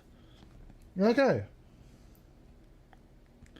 Games that are completely free, no impact since no commerce is involved. Requirements on completely free games we see as overreach. Yeah, okay. Makes sense. Yeah. Those would already fall under this broader category. But so yeah, Thor is expecting up here. this. Again, I don't know why, but instead he's seeing an initiative that covers all of this. That's why he calls it vague 50 times. The thought that we want what we're asking for and not the thing he made up seems to have never entered his head. The initiative is trying to stop the destruction of games. That's the whole point. It covers the types of games most in need of saving. If we only covered this tiny subsection, that would save maybe 1% or less of games that get destroyed. This would do almost nothing. I'm not saying there isn't one, but I literally can't think of a game that meets this criteria. Every game I know of with single-player content that's been destroyed has been designed to run server-side, not locally. Older ones like that tend to have the DRM cracked, which is not an ideal solution, but that does stop game destruction. And newer ones with Denuvo or something tend to have it removed by end of life. So I say less than 1%, but this might save 0% of games. I'm not sure. The initiative is actually not that vague. Though to be fair, some people did get hung up on this part. A reasonably playable or functional state. True, that is not 100% specific. There are reasons for that. You know how in law, police can stop a suspect with reasonable suspicion? Or a jury finds someone guilty beyond all reasonable doubt? That's because the number of situations you face are so varied that the law has to inject some common sense somewhere. It's the same with games. A multi-million-dollar MMO is a different animal from a budget arena shooter. It won't work making highly specific laws. That's one half of it. The other half of it is this sentence is an olive branch to publishers. I've heard complaints this isn't specific enough. Okay, but you know what the alternative to this would be? Here, I'll show you. The game must be fully functional and contain 100% of all features as advertised. Yeah, actually, yeah. Again, I agree. I agree. See, yeah.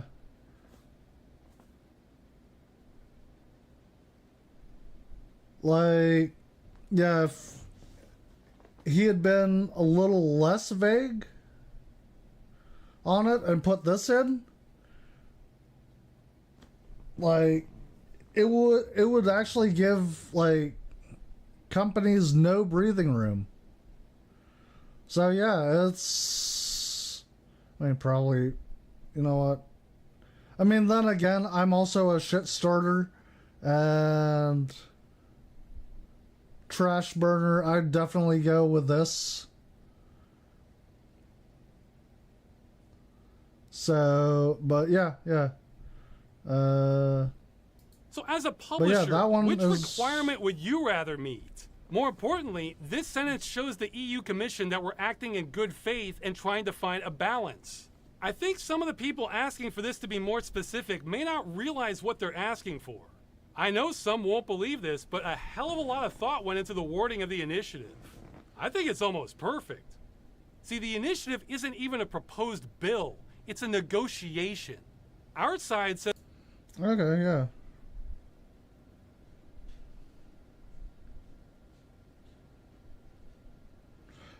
Okay, so we'll actually skip ahead. We'll see what's next, what's to expect. Now you might be thinking, is this campaign really so fragile that one big streamer can sink it just by misrepresenting it? Yeah. Oh, yeah, it totally is. It's been an uphill battle almost every step of the way. It sinks or swims to the whims of what big streamers do. It kind of reminds me of the Greek gods. That part about easy wins, that's for the politicians, not us. Ours are hard as nails. There are reasons it took me 9 years before I was ever able to actually do anything on this. It's a miracle it's gotten as far as it has. Now, I've seen people ask, if the initiative fails, then what's next? I have tried to explain this before. There is no next. What's next was 1.5 years ago with all those other things we've tried. We're at the final phase now. The European Citizens Initiative is our last possible chance to change anything. See, there are things governments and consumer groups are doing, and then there are things that us, the general public, are doing. After July, I see nothing left for us. So does that mean Stop Killing Games has failed? Well, no, nobody knows yet. We won't know the answer to that for a long time, maybe years. Government moves slowly. The initiative will be what's failed, not everything else. Without the initiative, we still have about 5 other chances for this to work. We have the consumer agencies in France, Germany, and Australia, and possibly help from the BEUC and the UFC Que Choisir, though those are iffier. But all their work is underway. It's out of our hands now. Now, I've heard some say, what if we launch the initiative again? Well, someone else can try that, not me. I tried my absolute damnedest writing off the publicity of the cruise shutdown and barely got halfway. It took a chunk out of my life with almost nothing to show for it. No way am I going to spearhead something like this again. I saw this as my only shot. I took it to the best of my ability. That wasn't good enough. I have no reason to think that doing it again will be successful. On the contrary, I think it would do far worse. Now that doesn't mean I'm being defeatist. I will continue saying yes to almost any opportunity that emerges until July 31st. I have some skepticism, but I am still available for Stop Killing Games until then. Though remember, you don't have to go through me at all. You just have to send people to the initiative. After that, no, Okay. I'm done. In fact, I think some people might be surprised just how done I am after July. It's not that I will have changed my mind on game destruction, it's just that there's nothing left after that. So I don't want to waste even more of my life on this. I've paid my dues. My income's dropped significantly since I started this because I haven't had time to make more fun videos which people would rather watch. And I don't blame them one bit. So besides being sick of running this thing, I have to make up for lost time so I can pay rent. Plus, believe it or not, I want time to actually play games and not just fight to keep them all the time. I'll still do the bare minimum if it helps. For example, Germany's consumer agency contacted me at one point because they wanted more information on the crew's EULA for their investigation. So I assisted with that. That was surprising because I have no authority on that at all. We'll skip ahead if we win. Now, since this is a wrap-up video and I don't know what the outcome will be, I might as well present both scenarios. First, if we win and have a clear victory through one of these avenues, oh boy. If I think I have threats and hate mail now, I bet I haven't seen anything yet. I'd like to say whatever happens because of these avenues, we didn't write them and never had any authority here. All we could do was report the problem. The year. All right, so that's if they win. If we win, what happens if we lose? That. So that's if we win. If we lose, in other words. Yeah, just on the legality of game destruction from is a test case. Becomes a test case in most trials. So stop killing games. If you're depending on me to save the initiative, then I think it's going to fail. Skill issue, as they say. My only closing thoughts on this is that this is all just so stupid. It's stupid that we didn't have clear laws on this to begin with, that this practice continued for decades without clear laws on it, that it was going to continue without our intervention, that it takes so much work and so many people to even report a violation, that me, a chump YouTuber, was the one spearheading this, that it was easily derailed by a bigger YouTuber, convincing gamers that having their games destroyed is a good thing. It's all so stupid. I've heard some people say before that we're on the worst timeline. No, things could be so much worse. I think some people have no idea. But if you were to say we're on the dumbest timeline, I don't know if I could argue against that. Yep. I actually agree. I 100% agree. So, yeah, remember, I mean, if you haven't watched Accursed Flames video, like and subscribe, just did. Yes, support this. Support this. This is for you. This is your time as a gamer to have a voice. Support this. Like, if you don't support this, I mean, yeah, you're dumb. I don't know what else to say. I mean, don't listen to that. That probably hurts the cause more than anything. But yeah, like, I mean, you have no reason to be against this. No reason. Yeah, like, subscribe, share. I'll be sharing.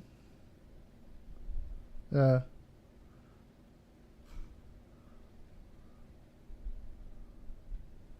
I think this is actually already on. Yeah, okay. Let's see. I'll go to my profile here. No. Replies. Oh, hello. Oh, yeah, Bicycle versus Prius, yeah. Bicycle lost, but I hate both of them. Here, I'm gonna share on my X. Post, promote, da-dow. Also, yeah, fucking...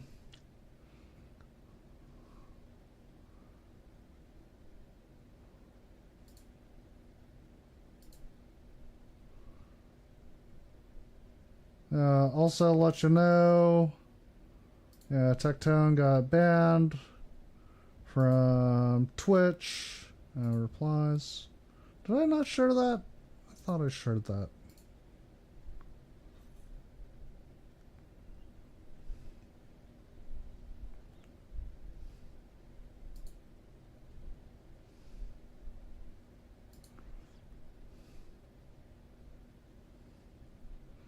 Yeah, share on every platform. I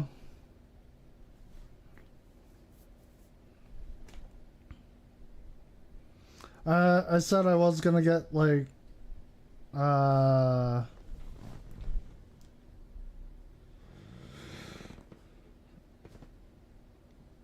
Asman and Penguin Zero's side of the story on this. And, like, get some of their views. I mean, I've already formed my opinion. Fucking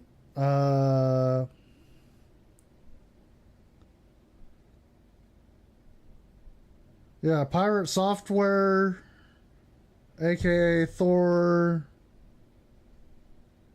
fucking is... He's either not hearing things... At best, he's not hearing things correctly. And at worst, he's being a disingenuous shill. At worst. So that's my take on it. Again, fresh take. This is a fresh take. Literally just getting on this. Like, ahead of time. Or, getting on this way late in the game. Like, didn't have an opinion. Now I have an opinion. And Accursed Flames actually right. Pirate Software is... Again... I mean, overall, outright wrong.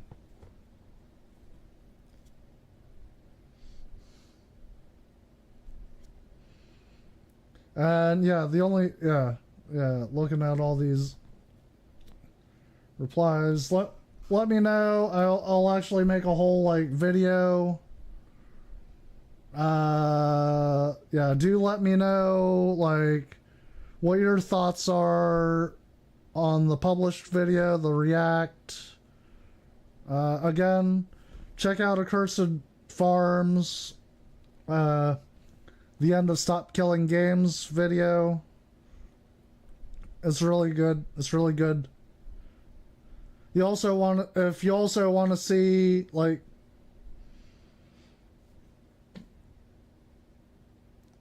someone act like a fucking idiot, I guess, fucking check out Pirate Software's video as well on why you won't support Stop Killing Games.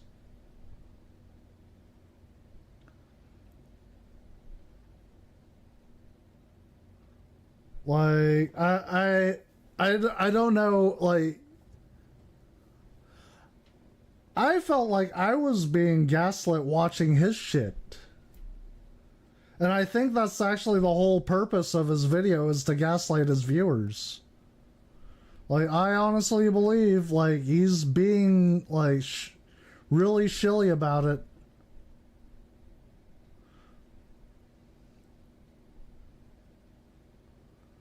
But, yeah.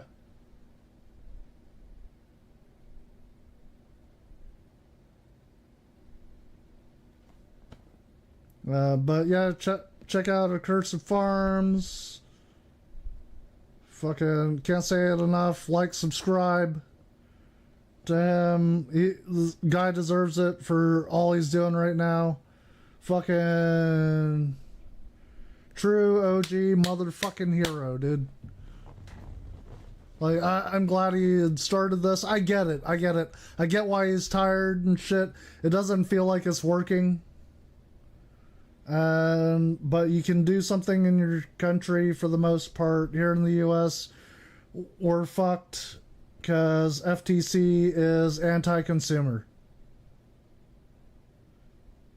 So that's all I can say. FTC's pretty fucking anti-consumer.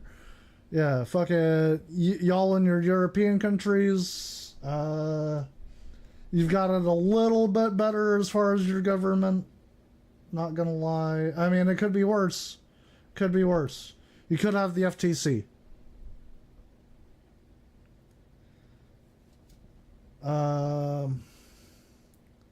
But yeah, as I said, I was going to do an Asmongold and Penguin Zero react on that. But, I mean, this gave me all the information I needed. I don't need to do any more. I am firm in my opinion. And I gave Pirate Software the benefit of the doubt. And yeah, my opinion is Pirate Software is a disingenuous shill. Sorry, bro. Alright. Y'all have a good night. I was actually glad to do this. Fucking, yeah, Pirate Software, you are the new lolcow. Enjoy. Take it easy. Have a good night, guys. Oh, I should have done that. Man. You gotta advertise myself too. Like, yeah. Times I'm on, that's my streamer tag on the Twitch. Yeah. But yeah. Yeah. Take it easy.